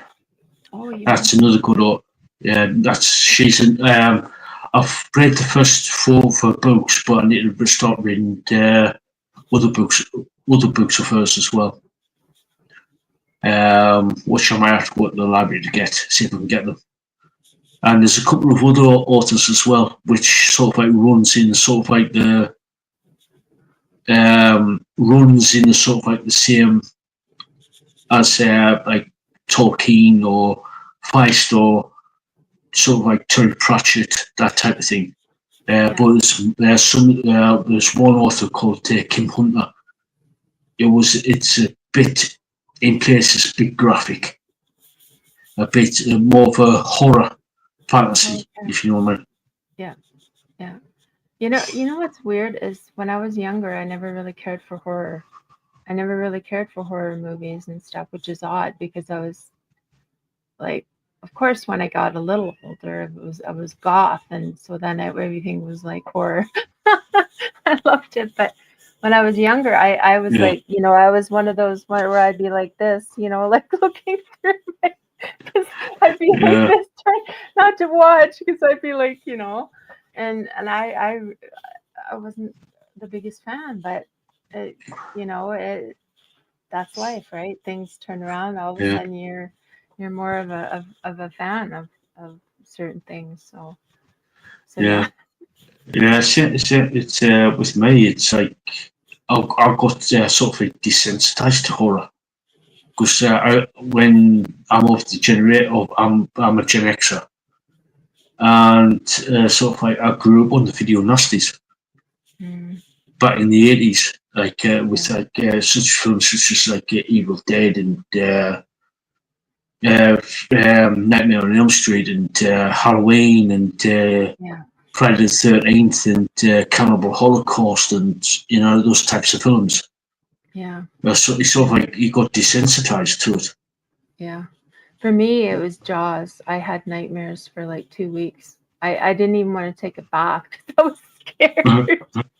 Honest to goodness, Yeah, I was scared. Like I was, and you know what? You can't like rationally. You know that there's not going to be a shark in your bathtub, but in a child's yeah, mind, right? It's like, so I had to have showers, and even then, when the water would start, I would be like, but yeah, um, yeah, I never yeah, really, yeah, yeah. Now, guys, I've got a couple of questions for you guys in the chat there. Now, the first one is for the people who's just joined us. If you've got a band that you want us to recommend to us, please let us know in the chat or in the description. Uh, just tell us the name of the band and the song you want us to listen to. That's the first one. Or if you are in a band, just let us know. With like cases, oh, we've got a new song out, or if you know of a band that's got a new song out, just let us know. yeah. And another question is, which author are you reading at the minute that you want us to just to take a look at? Either round, either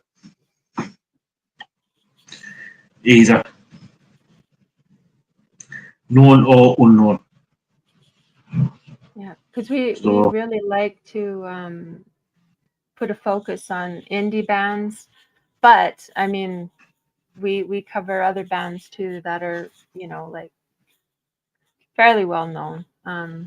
But we do try to um, give a spotlight on more of the indie bands to give them a shout out, kind of to get some views, right? Get the views yeah, for them. So um, yeah, yeah. yeah.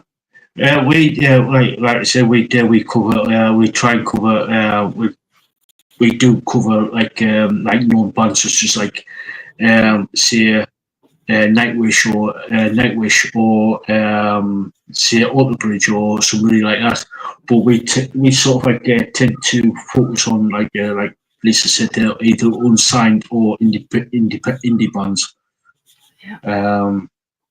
Because yeah, there's thousands of bands out there who are desperate to get heard, Yeah. and if we can get at least one person to check the band out, we've done our job. Yeah. Yeah. And I was just gonna say, Rodhound, if because we want people around musicians, whether you're a mother, father, um, manager, whoever you are, if you have a band that um, that they would like some promotion, um, let Al know, because then they can you can do a interview with them, or just we could do a review of their music, and give them some more views, right? The more those bands can get out there, because it's hard. It's so hard for these new musicians and struggling musicians and artists, right? It's so hard for them to get out there, because there's so many different, like you were saying, there's so many different bands out there now. So yeah. Yeah. Right out. Email me with the details, and we can work something out. We'll work something out.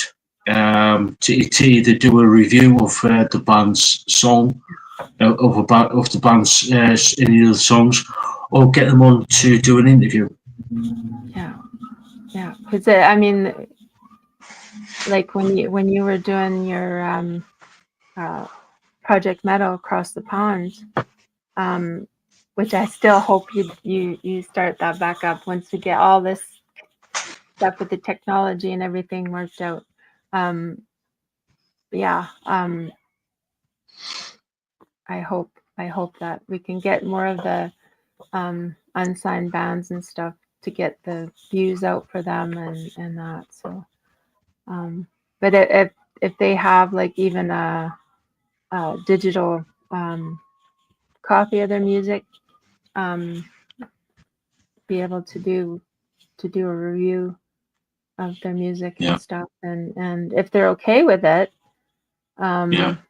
maybe play it. if they're willing to come on and play their music, that's another idea, right? If they're cool with doing that, like when Eric came on and was playing his music, that was so good. So yeah, some live music. Ask ask, and then get in contact with me, and we'll sort something out. We'll sort some details out.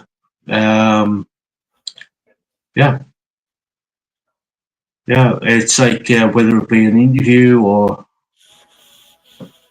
Audio Slave, really good band, Audio Slave.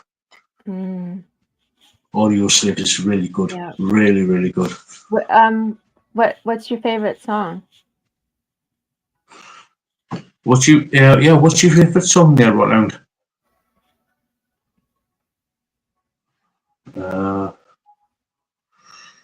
Just write this down.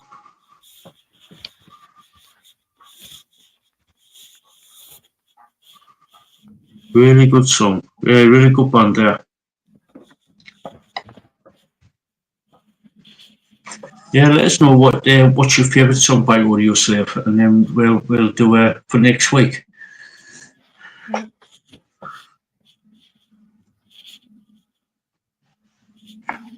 Yeah, it's like when I got Marcella's brother on a couple of times. The first time we got up, he came on. He did a couple of songs live on the show for the show. And amazing. Yeah, Marcella bullied him into actually doing it. Typical sibling. Yeah. I was happy though. He had his guitars and everything there, so. Yeah.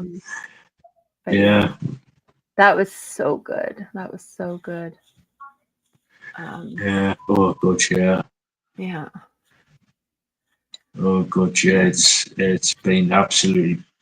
Yeah, there's been a couple of times where I was tempted to get a couple of the musicians that I've interviewed over the last 4 years, 4 years, to do like sort of like little performance. Yeah, I'm bad with names, so that you had just recently here.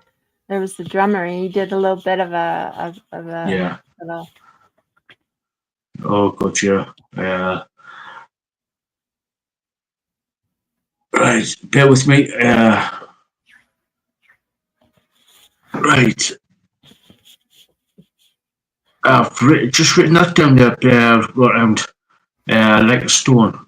Right, we'll sort something out with for next week. With audio slave. Yeah, yeah, the drummer. The couple. I've done that many interviews over the last couple of years. The last couple of years, it's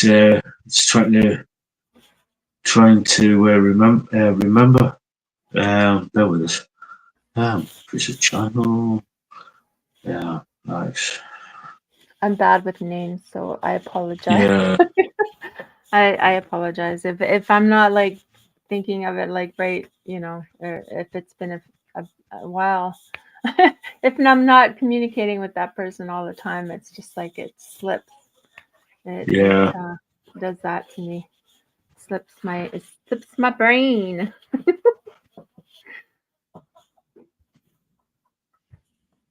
yeah. Same here. It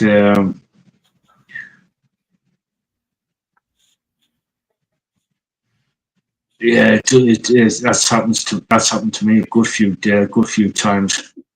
Good few times where What do they call it? if, Brain if fart? yeah, Oh. yeah, it does sort of like um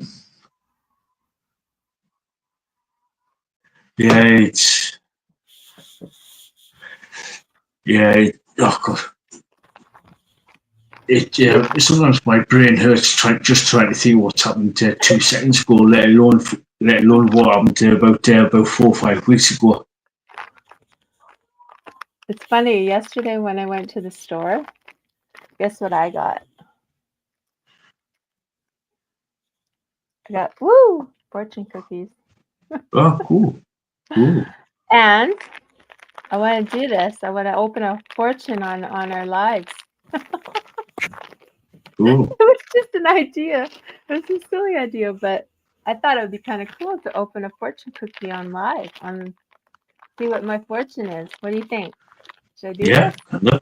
yeah, go for it. Interesting. Okay, here we go. Oh my goodness. Is it going to be good? It's going to be bad. I don't know. Ooh, avoid misunderstanding by keeping your ears open. Ooh. And I got lucky numbers too. Anybody want lucky numbers? If you win, please.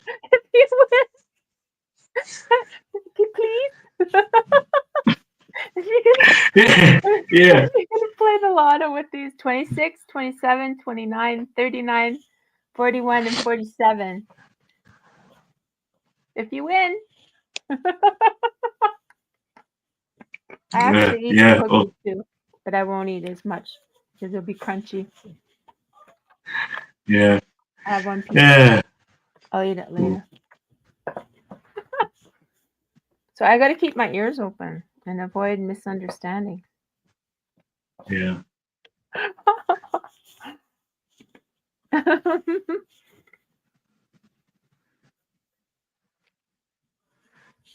Yeah. Yeah. Oh. I love yeah. Yeah. That's the Same. best part. I miss my Chinese food. I want to go for Chinese food so bad. Yeah. Maybe I'll have to make some. Yeah. The ruins. The drummer. The ruins. Yeah. Yeah, but. Yeah, that was awesome. That was amazing. I love that. Yeah. That was, yeah. I loved how he played that little, like, because he was right there. I thought maybe he was going to, like. Yeah. Oh, good. Yeah. He teaches, doesn't he? Yeah, he does. Yeah. He If you had, want. and I was, there was somebody else that the guitarist had the book and stuff for guitar, and Oh, that. Yeah. yeah, Yeah. that was awesome. One second. Yeah. That was awesome too. And yeah, I think he ended up sending a book for guitar, which was awesome. I haven't played in a while. I haven't played my guitar in a while. Yeah, that's Roy Custon. Roy Custon is his name. Yeah. Thank you, Roy, for that, for this sending me this, and it's signed as well. I know. Rahan says she wants spare rib and fried rice. Oh, what type of fried rice? What type of fried rice? Special fried rice. Egg fried rice. Yeah. Well, you can do chicken and egg together. Yeah. I call mine special. Or shrimp. Yeah. Yeah. Oh, yeah. You can do. I'd put everything. Astrid. Hi, Astrid. Hey, up, Astrid. How you doing? Awesome. Yeah. Getting our special people in here tonight. Yeah, good. Yeah. Hi, Astrid. Astrid, Roadhound. Yeah, we had Jean in here. Yeah, Jean. Now we just need Denise, and Gunnar. Gunnar. Marcella. Yeah, Mars, we need them. We need all of our special guests, and yeah, that's so cool. Yeah, he's Roy's a guitar teacher as well, and he goes through, if you want to read to learn how to play the guitar, it goes from the beginner with like the easy chords, easy guitar chords, all the way up to the advanced as well. So there's like a 12-bar blues shuffle as well. So yeah, and here's the thing for you. He's a stroke survivor.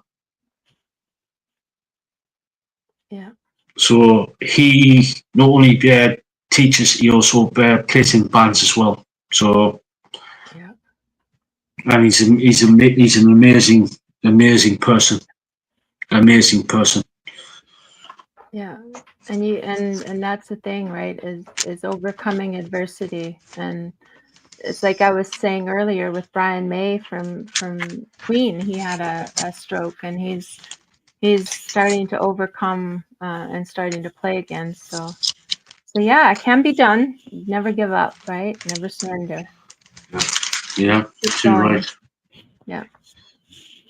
So yeah, and if you're sort of like interested, this is volume 1, and you can actually get this from his website, roycoston.com. That's ROYCOSTON.com. So that's it there. So, and this is actually signed to me. He says, "El, if it ain't loud, it ain't right."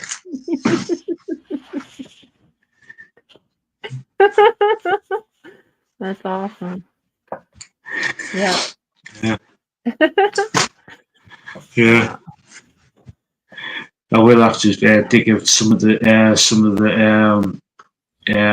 my music collection.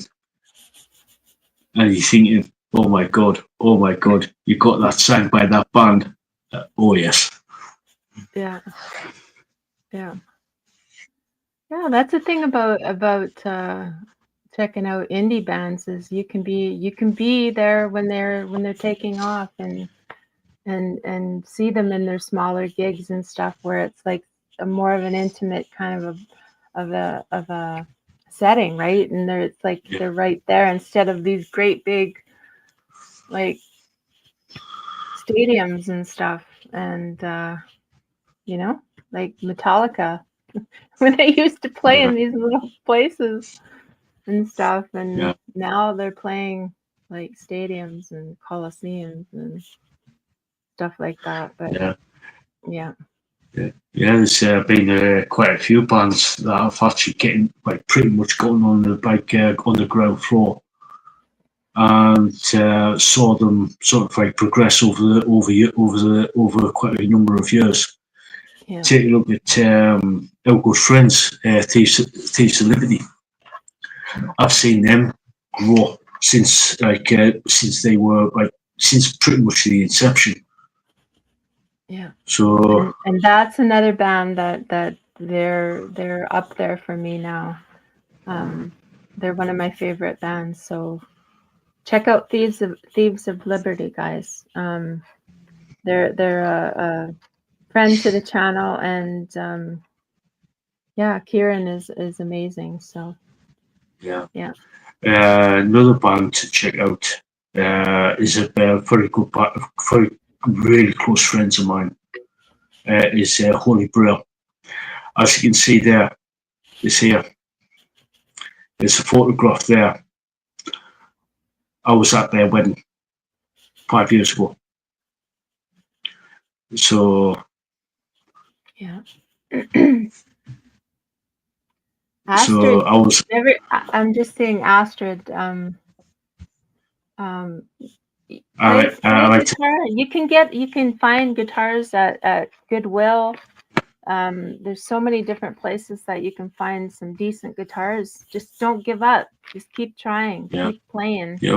And practice, and just play. You'll need to get your fingers calloused up. It'll hurt for a while, but in the end, it's worth it. And just keep trying. And if guitar is not your thing, there's different instruments out there. There's keyboards. There's different just find something that you love to do, because then it's not like work, right? Then you're playing you're playing for fun, but and play for fun. Even if you because don't start thinking that you're going to be that next James Hetfield playing 300,000 people. Like play because you love it. You love the sound. You love you love the music. Just keep trying. Oh yeah, you can for basic setup for a guitar you're talking about what, $150, $200, if that. Yeah, and some a lot less. You can find some decent acoustics for not bad at all. Even go into like if you go in, they have secondhand guitars and stuff that people have brought in that they weren't using anymore, and basically on consignment kind of idea. So yeah, you can find some decent instruments out there for not too bad a price. And look online, because just be careful. Just be careful with doing it online. Always go somewhere that's like if you're going to buy something, just go in a well public place. Don't do it. Don't be going to anybody's houses, because I've seen that, and it's just like, why are you going to their place? No, don't go to their place. Doing that. Or if you wanted to go somewhere, like say a shop, store, go to a reputable one. Yes. A reputable store. Yeah. Plus, because some of these stores do offer some sort of guarantee, or some sort of a warranty. Yeah. Even if it's just for 3 months. that's ample enough time to turn around and say either yes or no. You know what I mean? Yeah, if it's going to work for you or not. Yeah. It's, I mean, you know, because there's so many different styles. There's so many different sizes of different acoustics and stuff, or basses and stuff. But yeah, you need to kind of get the feel for it. And you can, like, at the place here in my town, my city, they, you know, like, you can come in and you can try them, right? You can try them right there and jam out, and the owner will jam out with you if you want to. Yeah. Yeah. So it's like, you know, you can try them, and they're all for that, like, to, Yeah. you know, for you to be happy with your purchase, right? So yeah. And I saw Rat Hun's comment about Yeah. Mike Love from Hawaii. Yeah. Yeah. Yeah. I don't think I've ever heard. I don't think I've heard of him. Yeah. I haven't. I'll have to check him out. Mm-hmm. Yeah. Yeah. Might look right. Yeah, Bradhand, you got to be so careful. Oh, good, yeah. Yeah, we'll check them out.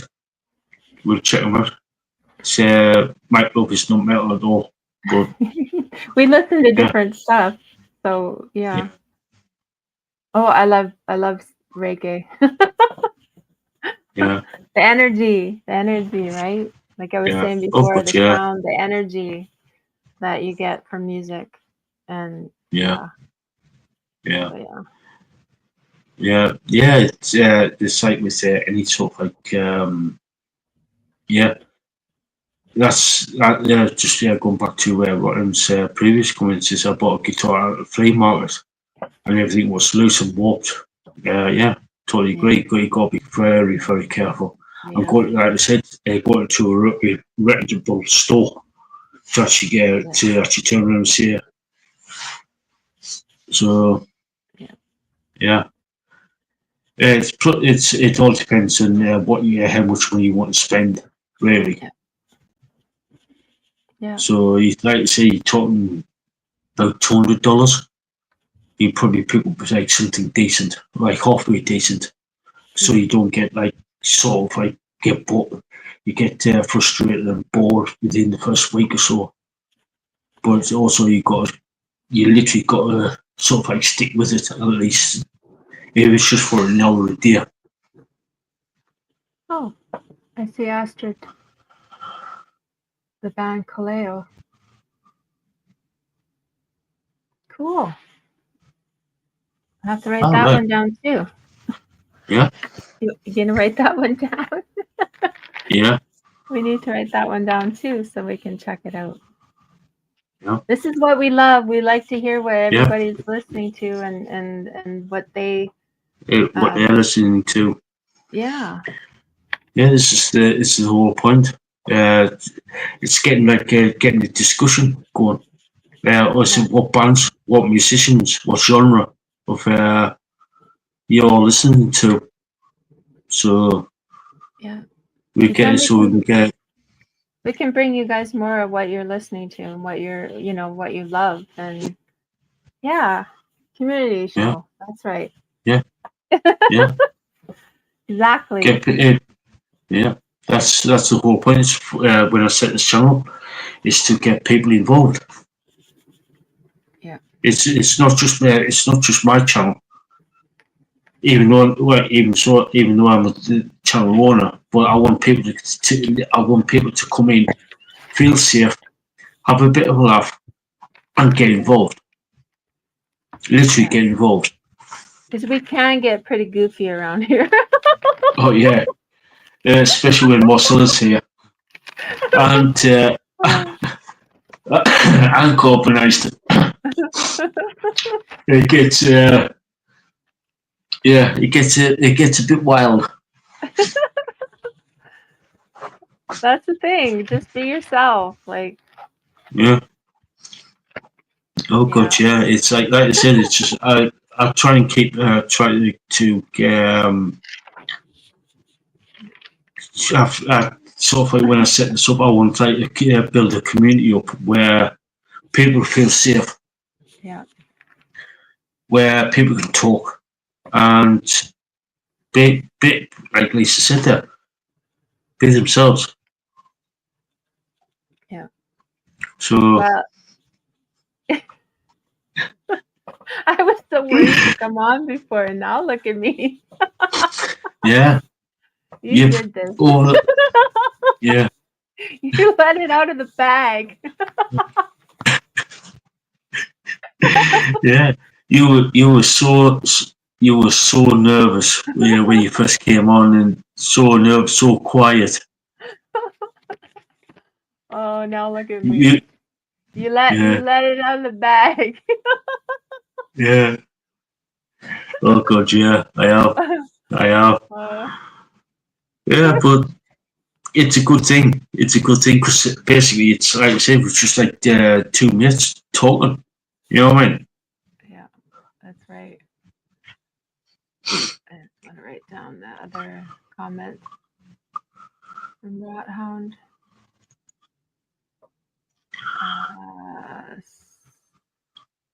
So I don't miss it. Audio save.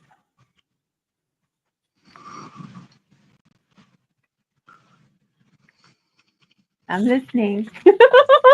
Yeah, Oh, okay.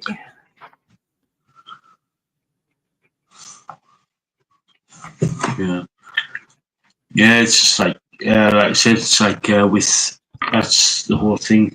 Especially when I'm doing the interviews, I want people to come in and start.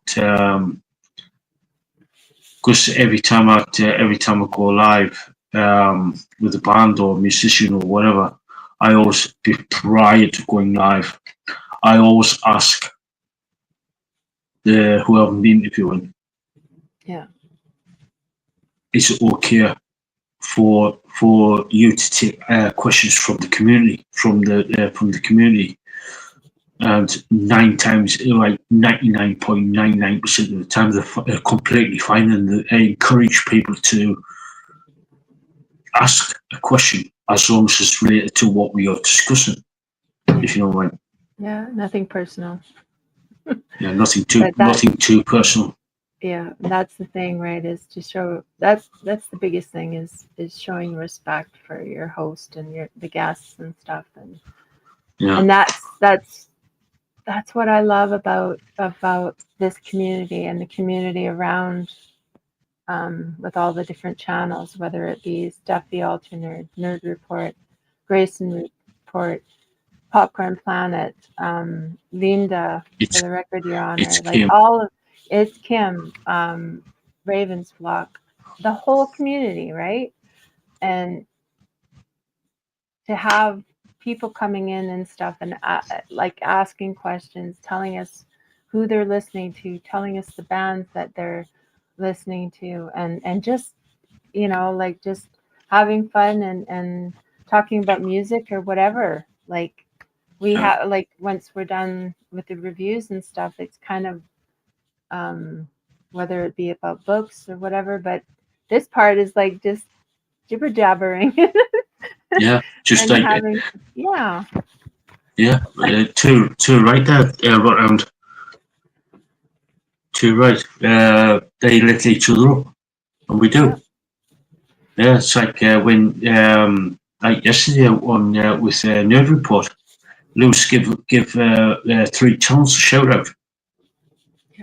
Fuzz, Brandon's channel, Brandon Torres' channel, and mine, and this one. Yeah. And Lewis is absolutely awesome for doing that. And Yeah. again, I said it earlier, and thank you again, Lewis, if you're watching. Thank you for doing that. Yeah. And if you So guys thank haven't already followed Brandon's Brandon and Bernadette's new channel. Cultural call out. Cultural call out. Yeah. So yeah, so we try, like, like Rodhound says, we try and lift each other up and support each other, whether, like, it doesn't have to be monetary. It's emotional, it's support, right? It's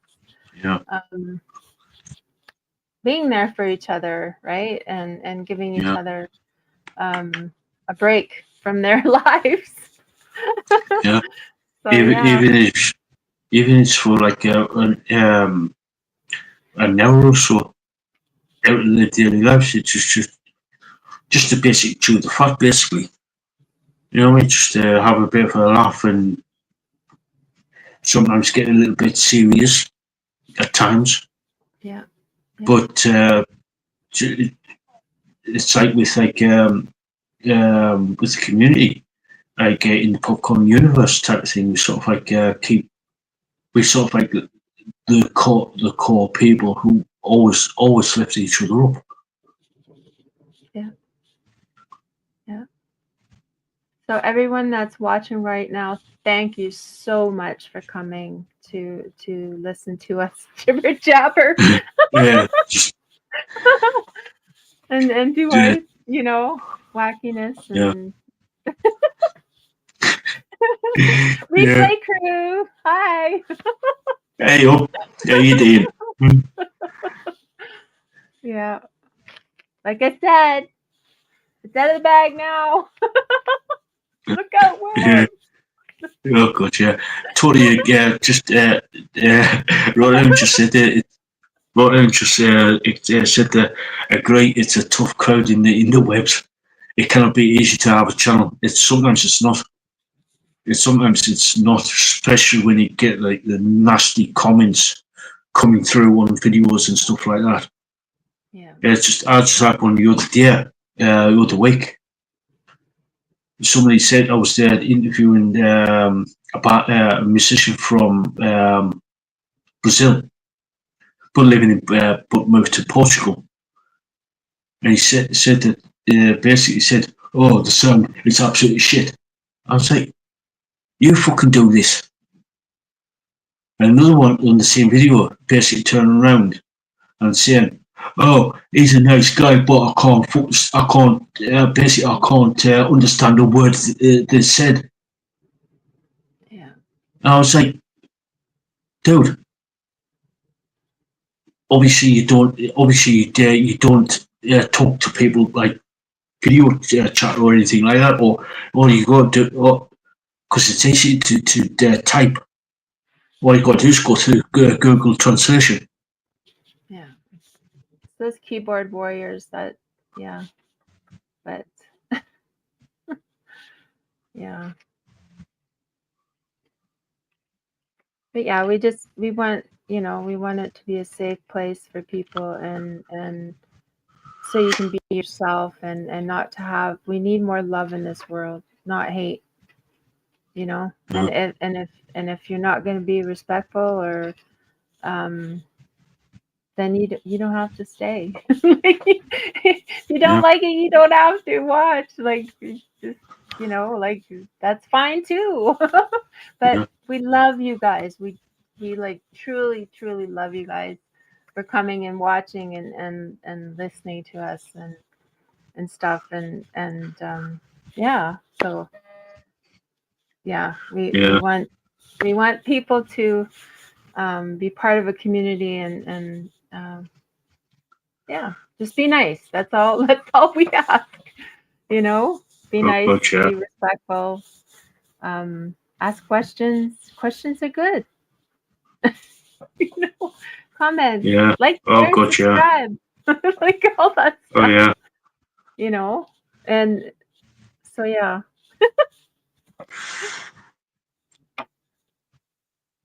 Rothound. Rothound. Uh-oh. How are you in, dear? You've just been modded. Yay!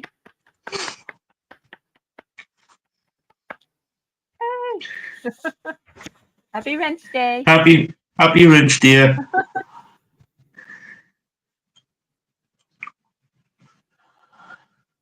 Yeah. Yeah. Yeah. No matter what you do, some people are just haters be haters, and there's people out there that just want to bring you down so they feel better. So you can never make everybody happy, and that's true. Your mother was right. Yeah. My mom said the same things, right? And my dad, like, you'll never. There's always going to be somebody bigger, stronger, better than you, And that's the and just be you, and yeah, just be you. Yeah. You've been a big supporter of the Rothound, and yeah.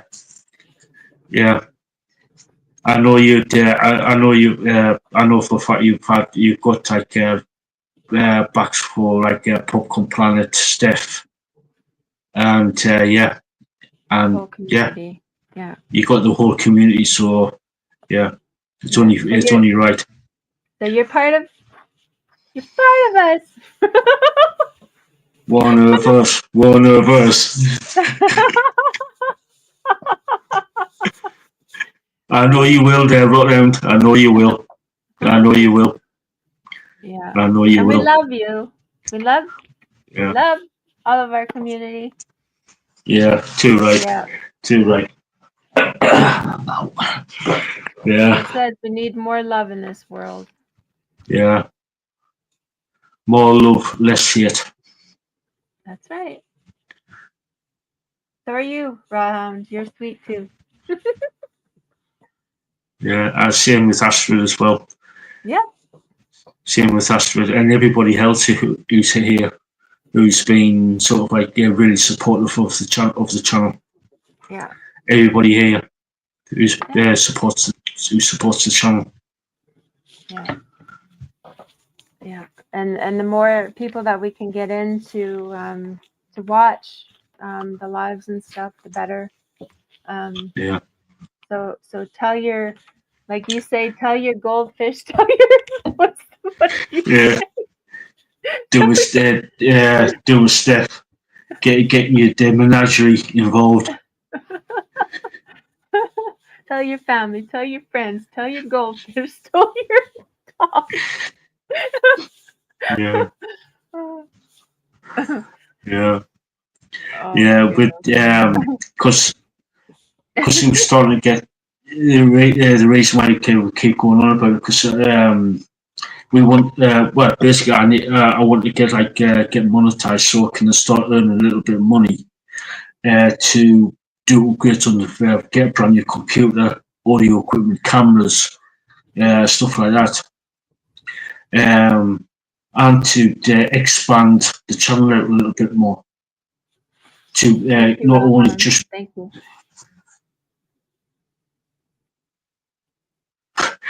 Cool. Thank you, Rotterdam. And thank you, Astrid. Thank you, Astrid, for coming in. Yeah, thank you so much. So much. There's more people that we can get to watch and stuff. Because it just it helps. It helps the channel in a big way. So. Yeah. So the reason is because we can when we get doing a live interview, it gets that band or musician to a wider audience. So basically, the audience can check this whoever it is I'm interviewing. They say, "Oh, I like this band. I'll go check them out." So it's a win-win-win situation for everybody because everybody's getting something out of it. Yeah. Yeah. So yeah. Time is rolling on here, isn't it? And you're probably very tired. Yeah, it's 11:40 here. Yeah. I know a minute. So well, that's the thing. We're having too much fun. We're having too much fun here. That's the thing, right? Like it really adds to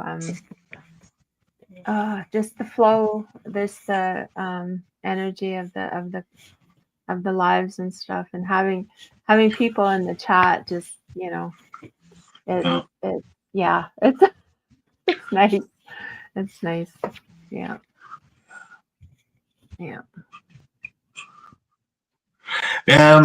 Usually, it depends on how many interviews I've got across the week. It's usually, when I do interviews, it's Tuesday, Wednesday, Thursday, Friday at 9 p.m. UK time. That's 4 p.m. Eastern Standard Time of the US, or Pacific time, that's 1 p.m. of the Pacific time. So that's usually that's the Gonna Girl. Hey up. Hi. Yeah. So that's usually when I do the gang coming in. Yeah, that's usually when I do the interviews. It's usually at 9 p.m. UK time, Monday to Friday, Tuesday to Friday. Then on a Sunday, not Sunday, Saturday, it's with the podcast, Saturday night podcast. It's 9 p.m. UK time as well. So I try and keep it to one time, if you know what I mean, across the week. So yeah, and then of course the Saturday, right, is the same. Yeah. And we do this every week unless something comes up, or unforeseen, which is life, right? So but it's usually, and then when the Monday night, I call it Monday night, but it's for you it's night.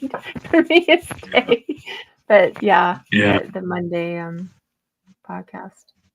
We'll be starting that up at some point. Hopefully it's on a bit of a hiatus at the minute. So the Monday night podcast.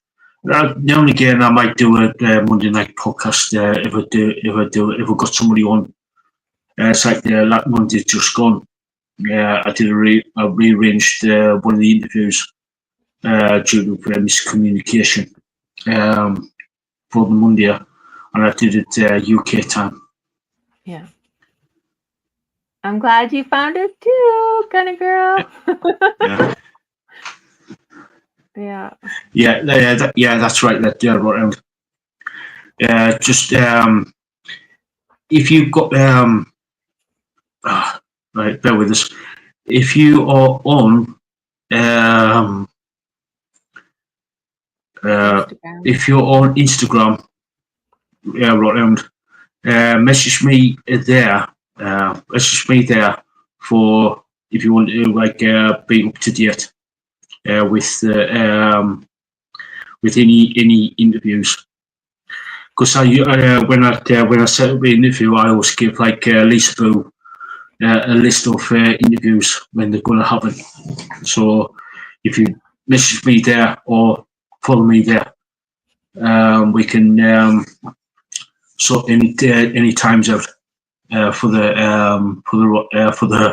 interviews and stuff. So because that's usually where I normally be. If anybody wants to get a hold of us, or message me on the send me an email. So I see it just come through that right round.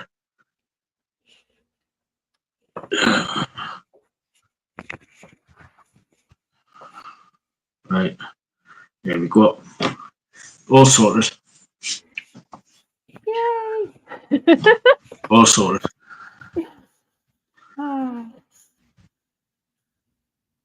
Yeah. Right. Anyway, it's getting on for nearly 3 hours. We've been going just over 2.5 hours. Yeah. I just hate to leave when Gunner Girl just came. Yeah, I know. And it's really late for you, and you have problems enough with your sleep. So yeah, I don't sleep. I don't sleep at the best of times. Yeah. So sorry, this week. Gunner Girl. Yeah. Yeah. We love you though. We love all of you guys that came in today. Jean, Jean Rick came in.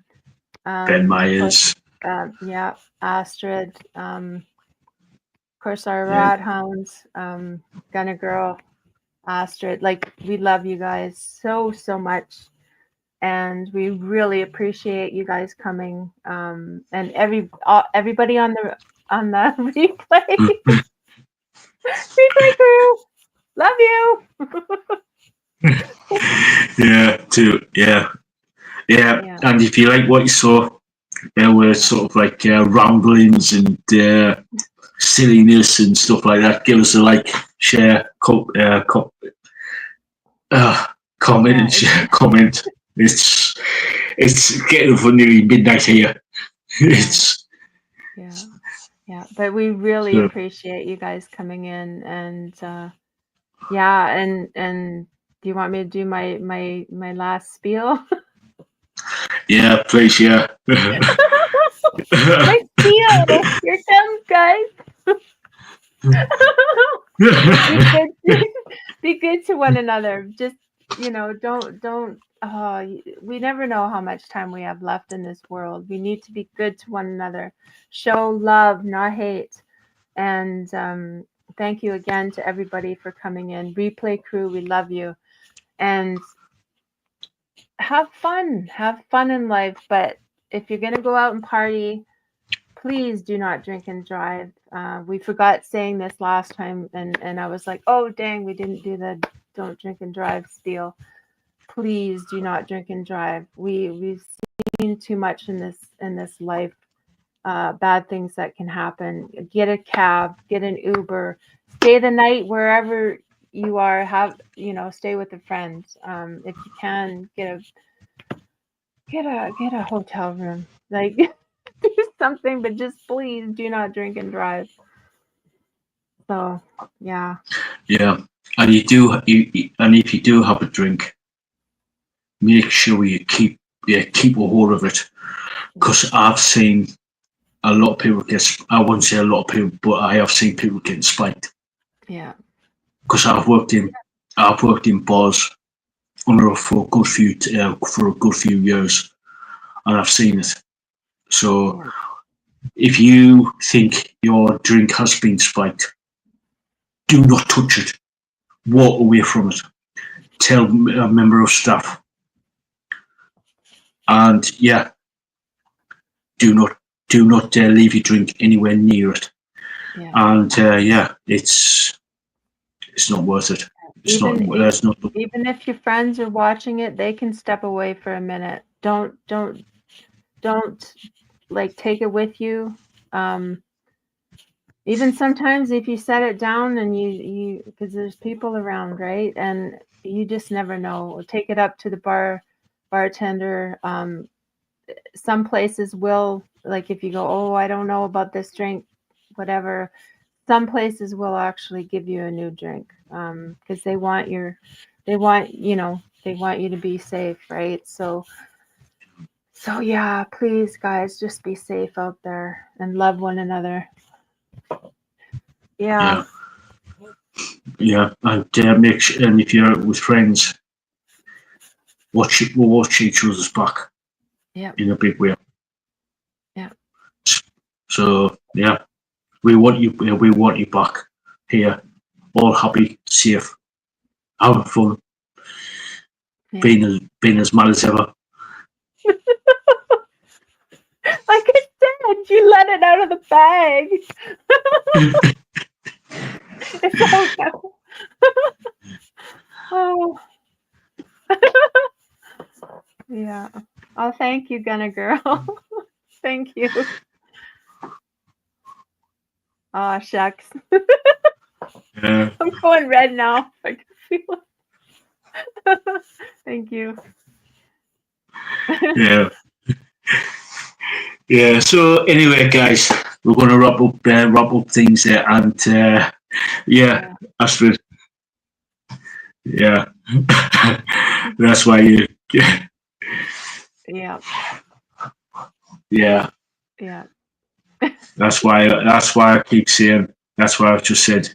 Make sure you're with trusted friends or family. So to have you back. Yeah. So Always. Yeah. always. Yeah. So yeah, like you said, guys, it's getting up for like midnight here in the UK, and my bed is calling me. So I need to go to bed. I don't want to know what sleep. I don't know what it's saying to you. You don't want to know. You don't want to know. Ooh.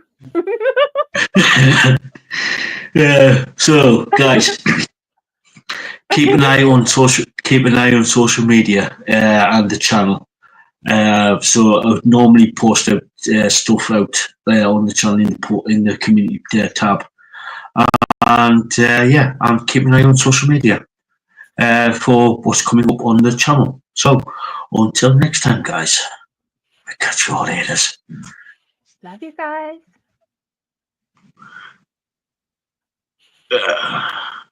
Catch you later, guys.